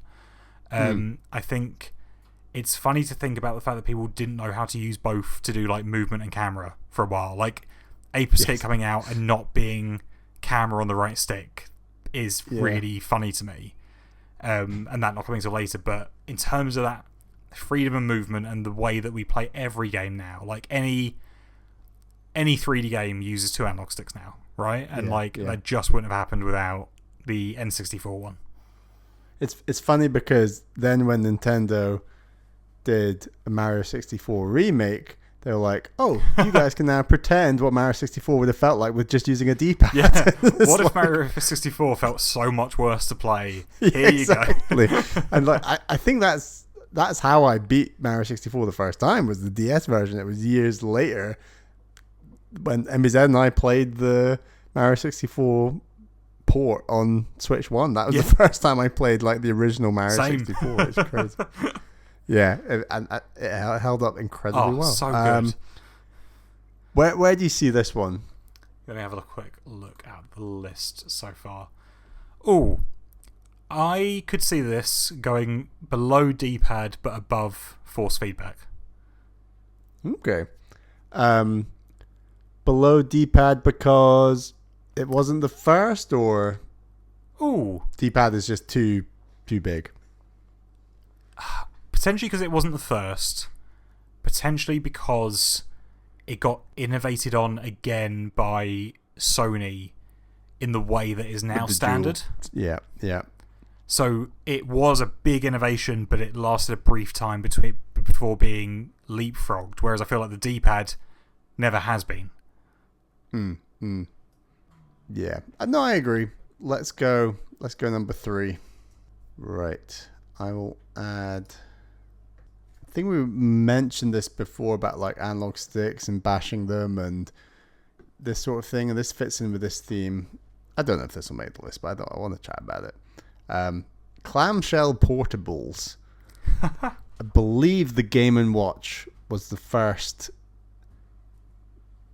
device, let alone gaming system, that had screens and folded in a clamshell-like manner to protect the screens. And obviously Nintendo copied this multiple times with the Game Boy Advance SP, the Nintendo DS, the Nintendo 3DS, and all the variations of the DS, barring the, what was the DS that doesn't, the 2DS doesn't fold, is that right? Yeah. The 2DS, it's just like it's one big brick. Wedge. It's a wedge, isn't it, weirdly? Yeah, the big cheese slice. I think the importance of this one is a little harder to quantify because, you know, this isn't just talking about games consoles. In some ways, it's talking about like even like the mobile phone market, where clamshells are just completely dead in the mobile phone market. Which it does kind of. Sorry, go ahead. I was gonna say, are they? Because the folding screens that are out now, is that not a return to the clamshell design? It is. I totally agree. My impression was it just hadn't like caught on yet, but. It seems to be coming back into the space, at least. Like I'm seeing more and more adverts for phones that have that sort of clamshell feature. Are they eating into the market of people who are just fed up with dropping their iPhones and smashing the screen? is that the market? I think this is when you're aiming a console at a family audience, and there's going to be some people in the family who are kids and they drop things. I know, I've got 2 kids and they drop things all the time. You want to know that if you're investing, and God knows, you know, how much future Nintendo consoles are going to cost, but like one day Bally Jr. And Bally Chu are going to have their own consoles. I don't want them dropping them and smashing them. And the fact that, yes, the Switch 2 is great, but it doesn't seem like the most durable of consoles. Whereas if the Game Boy Advance SP came out now, I would happily give that to Bally Jr. and be like, yeah, you can throw that out your bedroom window. It's going to be fine. It's all good. I know that, you know, like there's just something about the clamshell portable, especially now as a parent, that is just like reassuring. And it's a shame that we've kind of got away from it because, I mean, I think it's interesting because the clamshell worked well with the Game Boy Advance SP.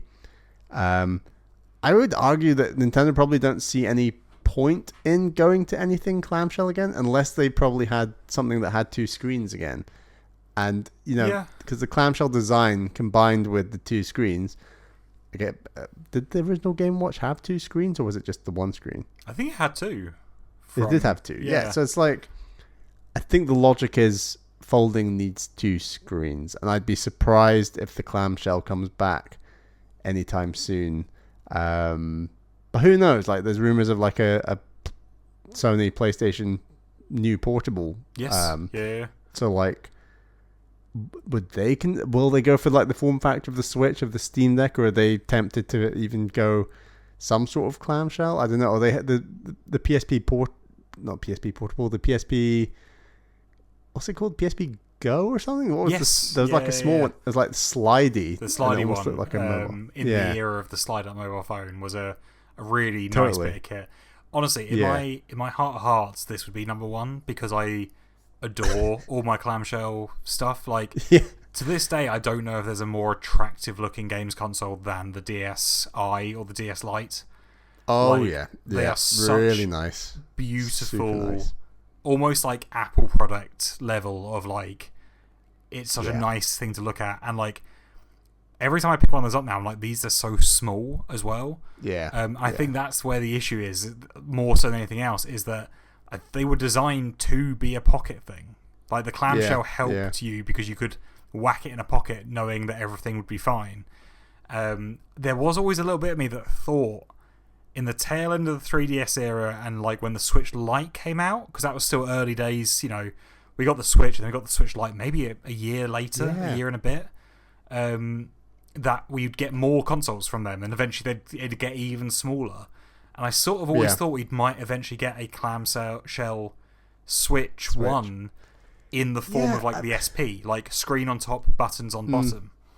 Yeah, it's that durability argument. It's like, right, we've got the Switch Lite. It's the cheaper version that parents can buy their kids. Great, but it still has all these exposed analog sticks that are going to smash off. And this doesn't even have detachable Joy-Cons. So if the thing smashes, or like the Joy-Cons, not Joy-Cons, the analog sticks get caught up, or drift, you have to replace the whole thing. So like, it's that problem again when the solution would obviously be a clamshell. So there's just definitely not to that want at the moment for the whole design process to include it. And could you do a clamshell that includes something with analog sticks? Like, I'd like to see that's totally possible. You just need to factor in how they'd fit. I mean, the 3DS had an analog stick, right? Like, and that works with the clamshell anyway. So like, it's definitely doable.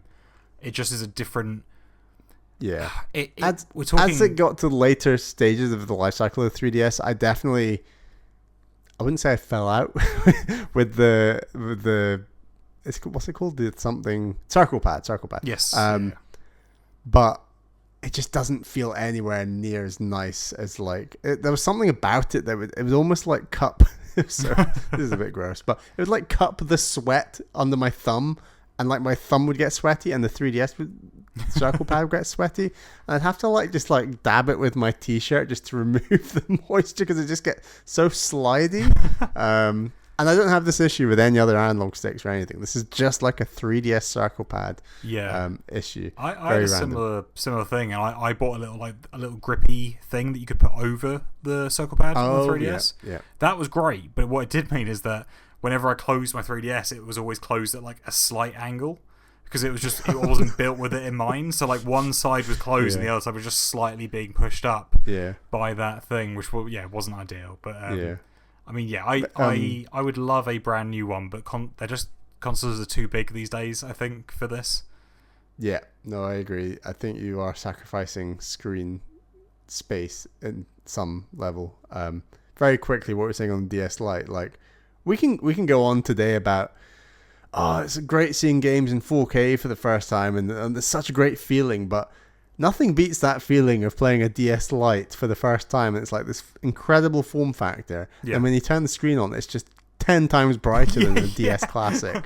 It's like, how have we been living with our DS Classic for all this time when this thing could have come out sooner? I can't touch a launch DS these days. Like, it's just awful. Yeah, I gave mine to Ali T, and he played that thing.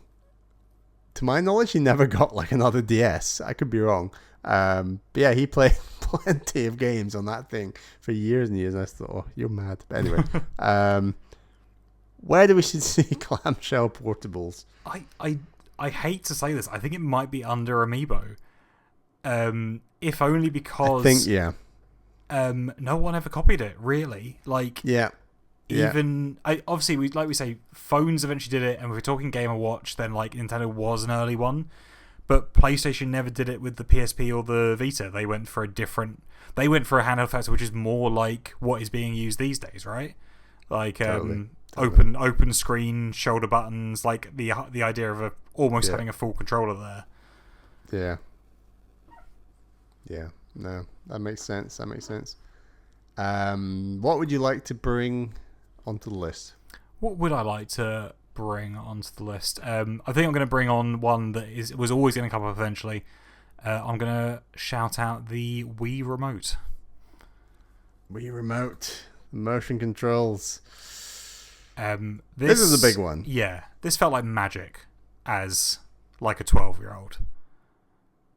It was proper. I think the thing with it is it was interesting in itself. It was such a unique selling point. Being bundled in with Wii Sports as this immediate sort of like you can show it to anyone and they can understand what this is and what it does. And then, once you've got the motion of it, you're like, well, you can press B when you're bowling to do this, or you can press A, and there's like, 2 buttons very far away from each other. They won't get confused. And in its moment, I think it felt game-changing. And would have been higher up on this list the closer we were to the Wii generation.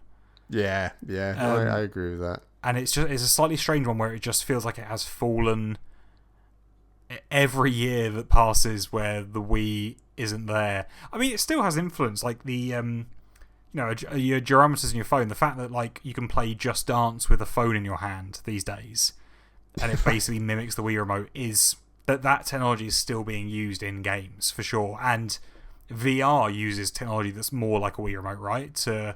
In terms of capturing movement, like motion control came back in a big way. It just came back in a VR space that I think people don't really think about it in that sense. But it's all. I mean, my TV's got a motion pointer, for goodness sake. Like I love my TV's motion pointer. It makes me nostalgic for Wii pointer controls, and mad that I can't use them.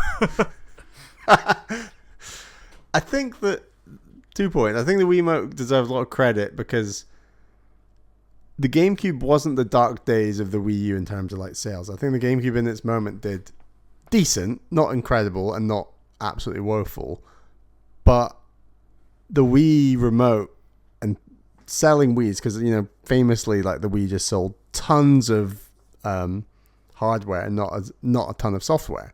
I think that is down to the Wiimote and Switch Sports. Like people were buying this thing for that. Like that was the big deal. So I think it is very important for Nintendo's success at that point in time. And as you say, like it has been innovated on a ton, and it became what was the thing? Oh, what's it on Xbox? All the moving. Oh, thing. Kinect on Xbox. Kinect, and Move yeah, on of course, PlayStation. Kinect. Yeah. No, it's like I think it is a big deal. I had another point that's completely left my mind. I think it's just that this was a really big deal, and for me, like it was. No, that's my point. I think it still has a big influence because MBZ and I wrongly gave some wrong sales figures on Nintendo Switch Sports. Like that game has actually sold something like 17 million copies or something. Someone corrected it on Discord. So like that's the reason Nintendo Switch Sports 2, or sorry, Nintendo Switch Sports Resort is coming out. Like those games are still selling. Here we are in 2026 and those games are still selling. So like it does have this knock-on influence. And obviously stuff like the Wii remote influences the likes of Ring Fit Adventure and this kind of thing. Like that's a really good shout. So like, and Ring Fit Adventure is a very important game to Nintendo in the year that it came out. Like it did very well commercially. So like, yes, it was a moment and it was a very important moment. But the DNA of the Wii remote and that ethos Nintendo had is still, it's not as big a part of Nintendo as we speak, but it's still a bigger part than I think sometimes MZ and I give credit for on the show, because like I said, games like Nintendo Switch Sports have sold really well, as has Ring Fit Adventure, as I'm sure Switch Sports Resort will also do very well. So like it's a permanent part of the furniture, is the kind of the motion controls to some degree. I sort of forgot about how many motion control games were on Switch, to be honest, because like you've got like the first Mario Party that came out on Switch was all around motion controls. Right. Like, there wasn't that many button mini games, it was all motion. And you've got like the WarioWare that came out as well, that was basically smooth moves too, all sort of motion based. Don't forget ARMS. Although I still to this day I attest that ARMS was better just played with buttons, because I played like 20 hours of ARMS online. 20 hours. I really liked ARMS. It was a really good fighting game. It just, I think honestly their focus on the motion controls threw off the marketing of that entirely. I think it made people think it was a Wii boxing game, but it played really nicely with buttons. It was I enjoyed the demo days of that game, whatever they call them. The last one we had was Drag and Drive. Oh, Dragon Drive. God. Yes, Arms did do better than Dragon Drive. So, it is. Yeah. Okay, this is tricky. Where is this going on the list? I don't know if this is just me being safe. It feels like it could go in the middle, like below analog stick, above force feedback. I was thinking potentially number 2. But the thing is, 14-year-old me would absolutely agree with you. Like, this felt like such a big deal at the time. I mean, it got a lot of money in Nintendo's coffers, which I think protected them for a very long time during the bad days. So in terms of importance, and if we're talking sales as well, it was incredibly high. And it did have a huge influence because it did make 2 other console manufacturers change their entire lookout on games for a little bit. So yeah, I don't mind that. I could see it at number 3 as well. Like 2 or 3, I'd be quite happy with. Yeah, it's hard comparing motion controls and a D-pad. How do you compare them? Shall we go at 3 for now? Yeah, I'm happy with that. Just because having it second, there's something similar about the Wii Remote and kind of the home and handheld console. And what I mean by that is they were both Nintendo innovations when. Oh, sorry, I've put it at 2. I meant at 3. They're both innovations at a point at which Nintendo's back was up against the wall. Yeah, which I do think is important in their history, but D-pad is also very important. So, and whereas the Switch, the home and handheld console stuck, and the Wii Remote, it has sort of stuck, but not in a way that is obvious to look at. Like, people won't necessarily look at a Joy-Con and go, "That's a Wii Remote." I think this will be bottom of the list, or not on the list, of course. But I think MBZ would kill me if we didn't discuss it. But glasses-free 3D on the 3DS, one of the best innovations Nintendo have ever done. I forgot where you stand on glasses-free 3D. No. I love it. You love it, okay. I wasn't into it with the original 3DS. And at least there's 3 of us. So there's 3 of us who like it.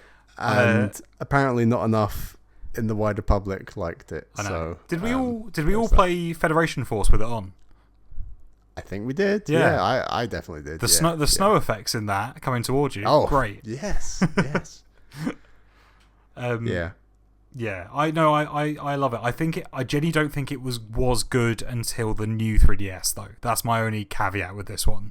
It was quite a big improvement. I agree with that. Yeah. My God, I 100%ed Pilot Wings Resort when it came out at launch in the UK with 3DS, and that was quite impactful. That was one of my most impactful video game launches. I would say that might even be as high as number 2 after Breath of the Wild Zelda with Switch 1.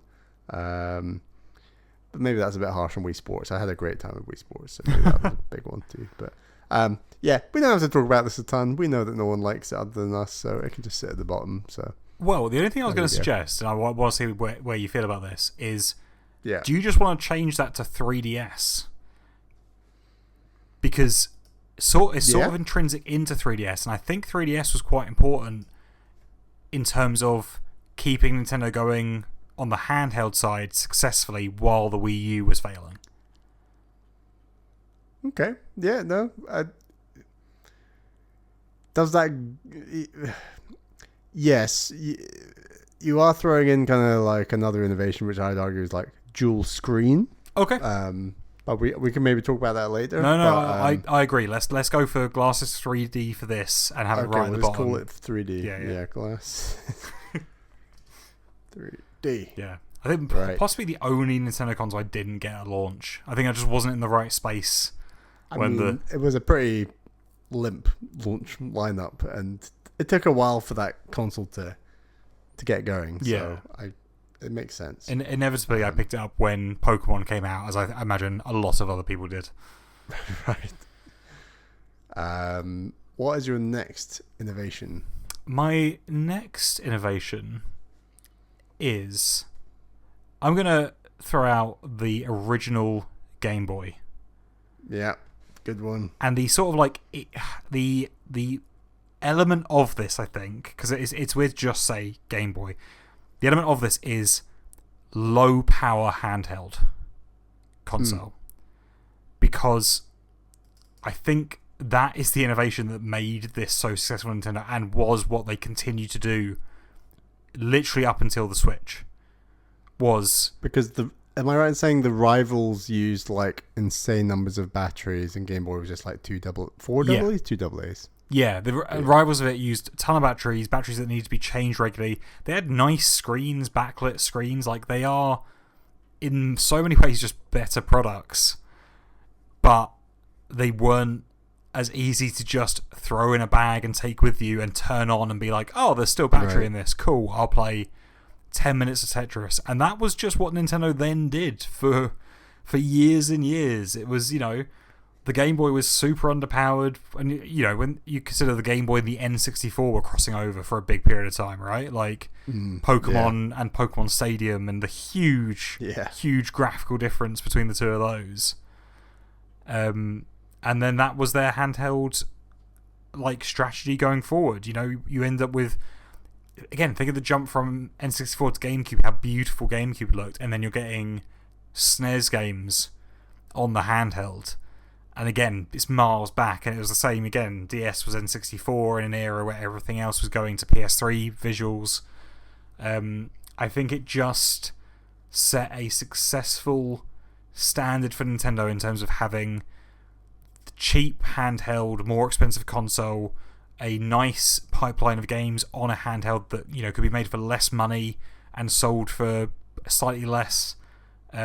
I just think it was an incredible standard bearer for that. Yeah, no, I agree. Controversial opinion. How big or not would Game Boy be, in us discussing it now, without Pokemon? It would not be as big. Yeah. I think it would still be. I think it would still be decently big because. Tell me if I'm wrong about this. I feel like there's a thing where like Nintendo were planning to release a upgraded Game Boy that wasn't a Game Boy Color, like somewhere in between a Game Boy and a Game Boy Advance, and then Pokemon happened, and they kept the original Game Boy going for a while with like Game Boy Color and stuff. Oh right, really?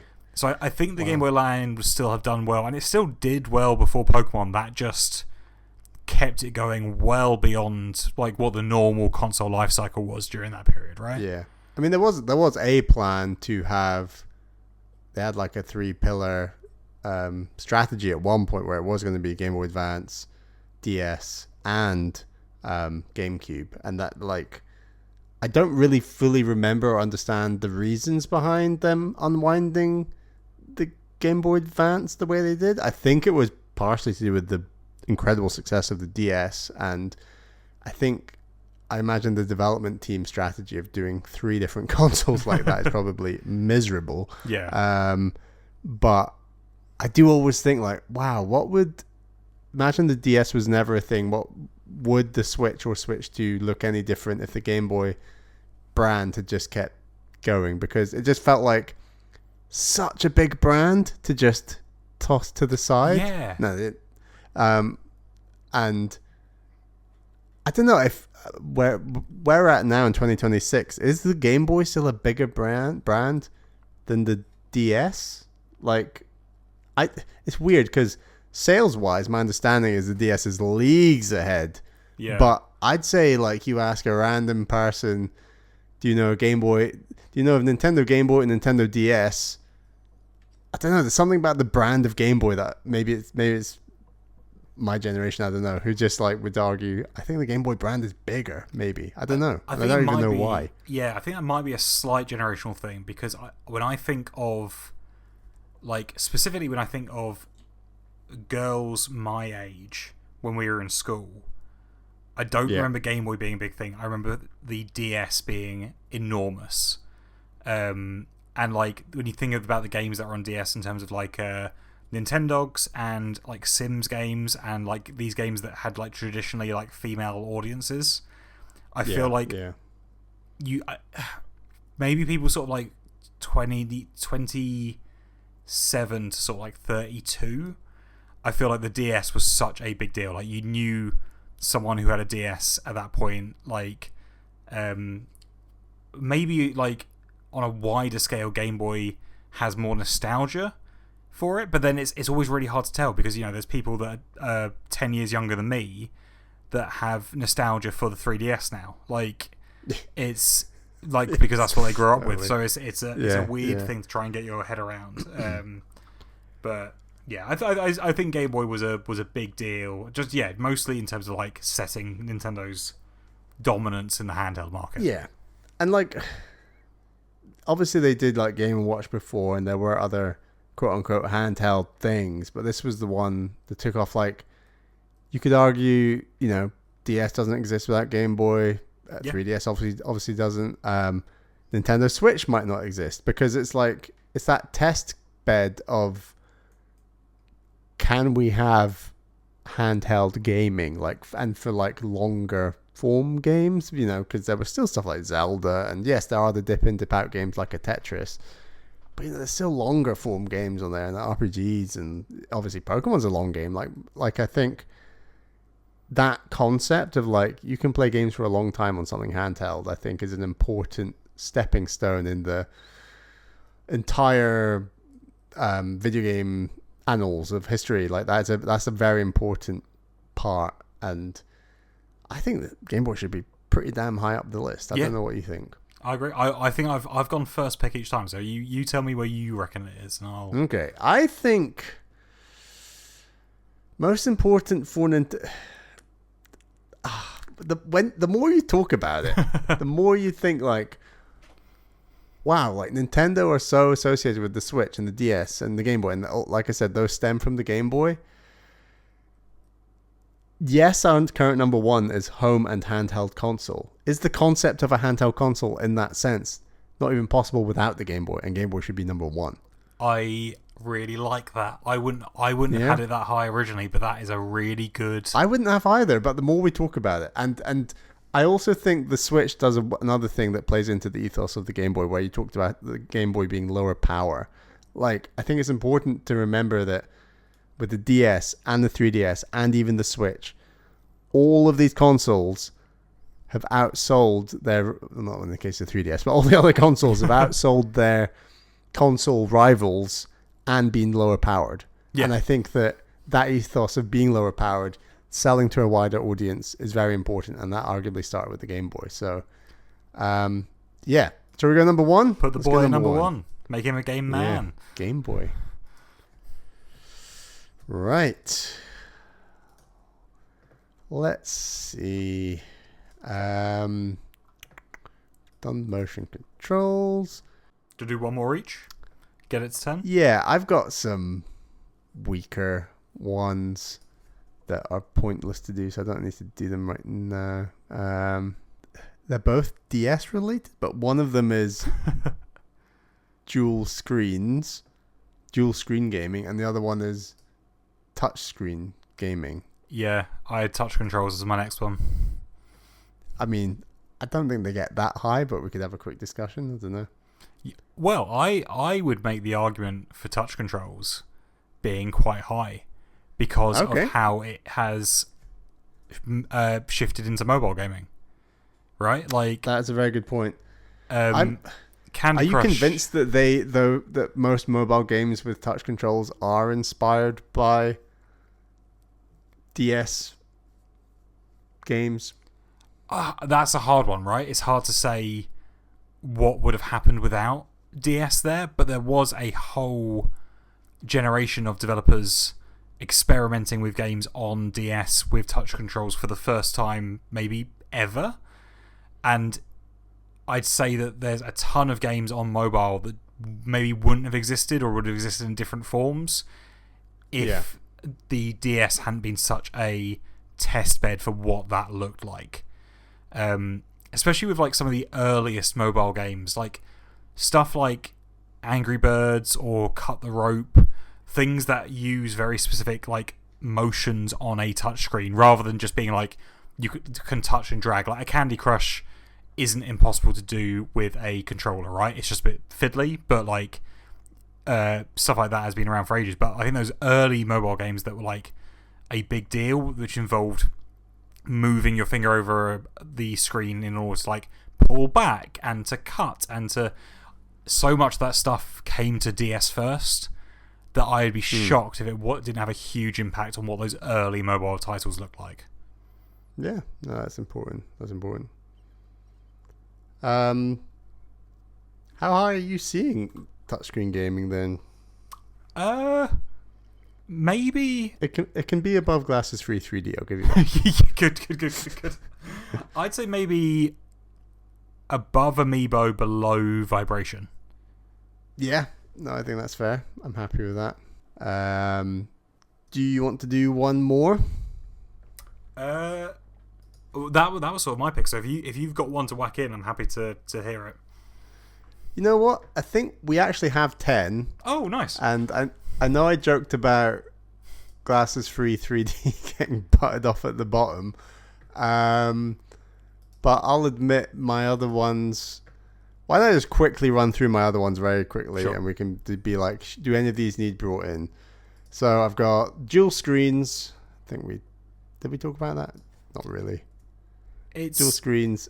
Yeah, it's a bit of a funny one. I think it's dual screens were great, but I don't feel like they were the reason it was successful. If that makes sense, like the DS. No, yeah. I think it was almost like they thought about the touchscreen gaming and the clamshell design before thinking about having two screens, arguably. Yeah. Like if they could have had their way, they might have just had one big screen, like these phones you're talking about, that can fold. Tethered tablet Wii U gamepad.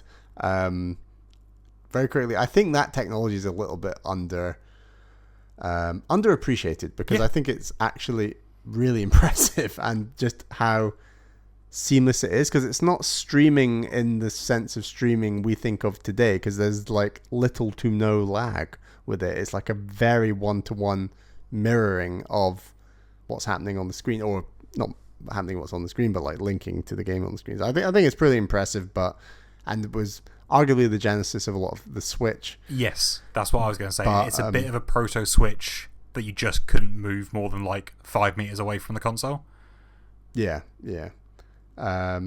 Next one, shoulder buttons on the Super Nintendo.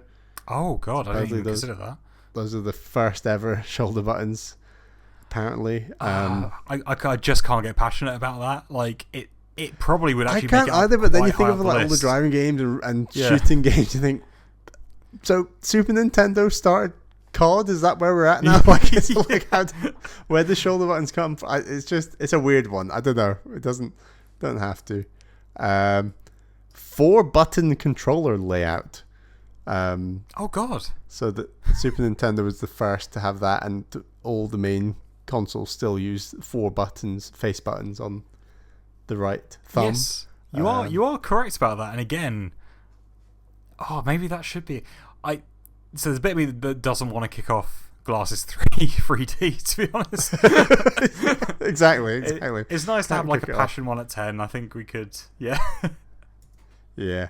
I've got the Wii Balance board. I don't think that it was quite a big deal in the moment. I don't think it inspired a ton after it. Agreed. I'd have the Ring Fit like thing above that, quite frankly. I think that's a more interesting product than the balance board. Yeah, and it kind of was very surprising how well it did. And then I have like 2 more software ones. One was like 2D platforming with side scrolling with Mario Brothers. That was like an innovation. And then this one's arguably a little less software based, but kind of relates to software. Is Zelda was like the original Zelda was like the first game to not have like codes. It had an actual save state, like a battery saved in the cartridge.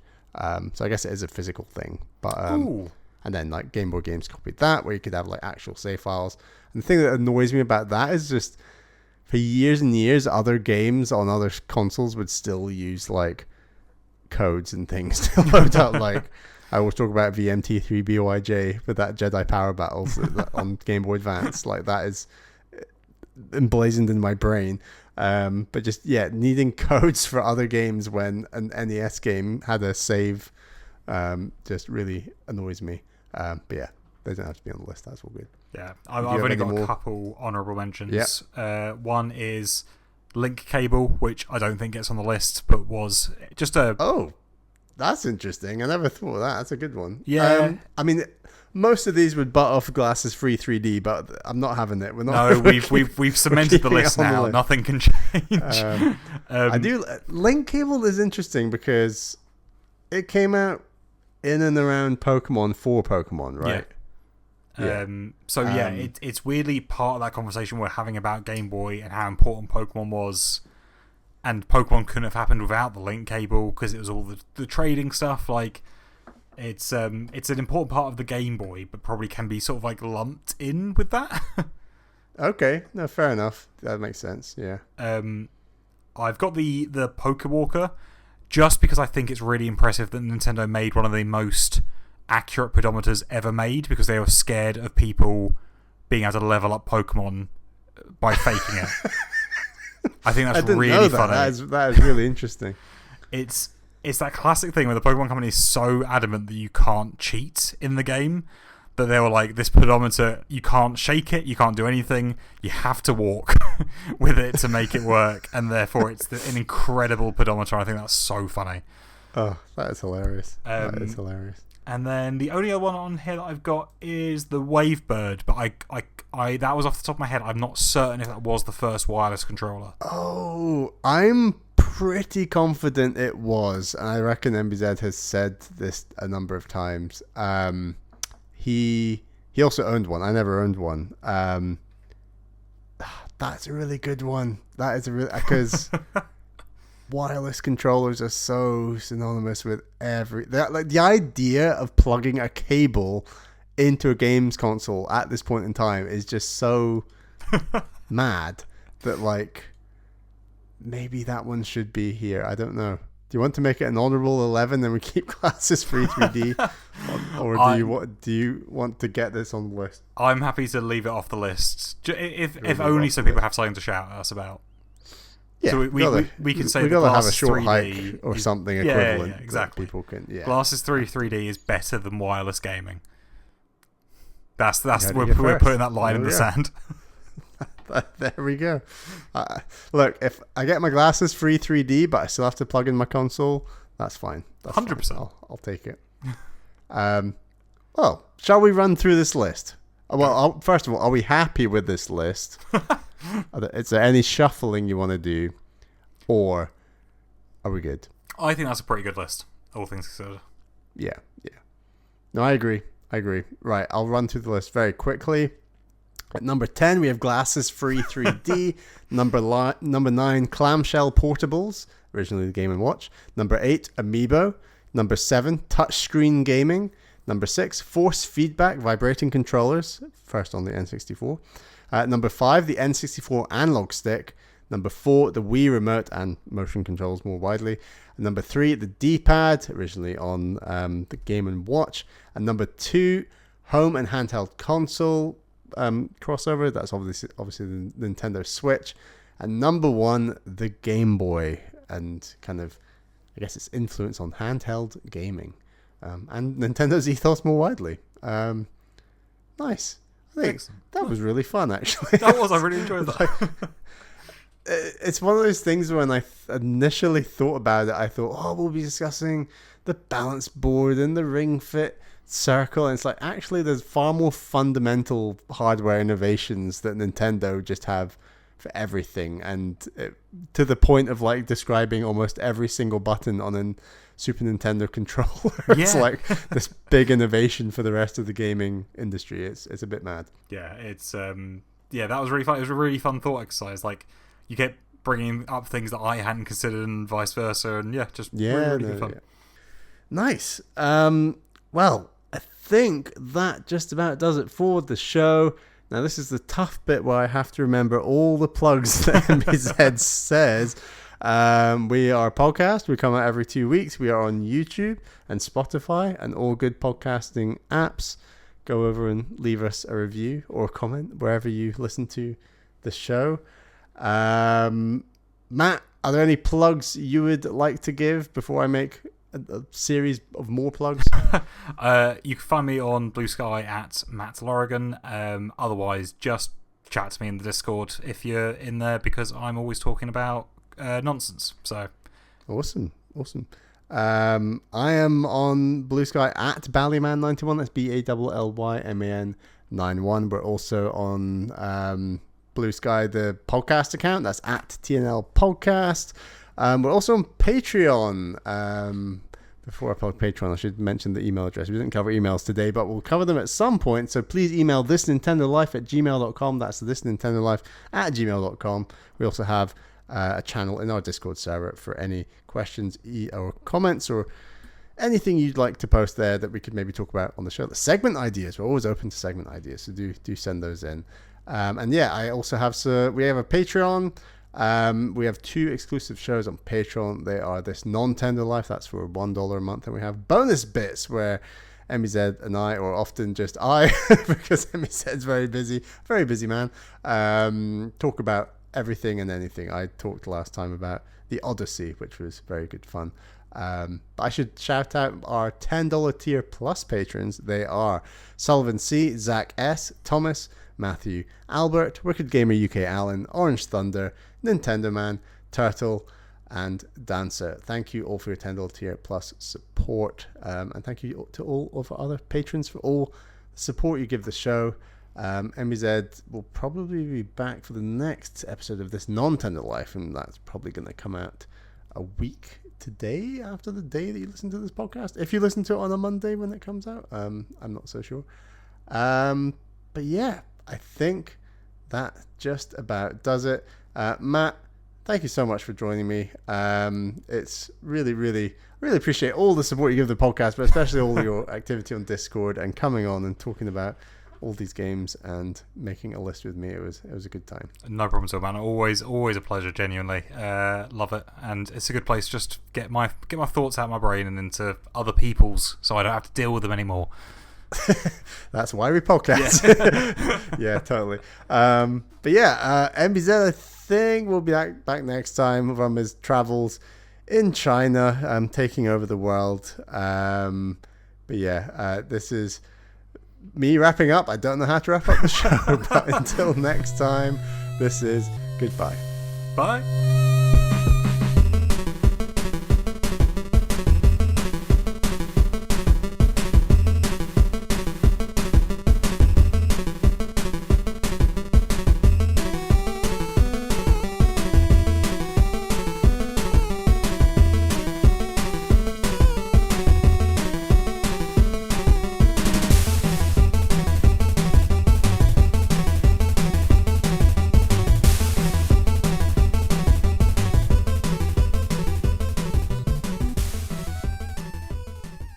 The musical interlude used today is the final boss theme from Splatoon Raiders, copyright Nintendo 2026.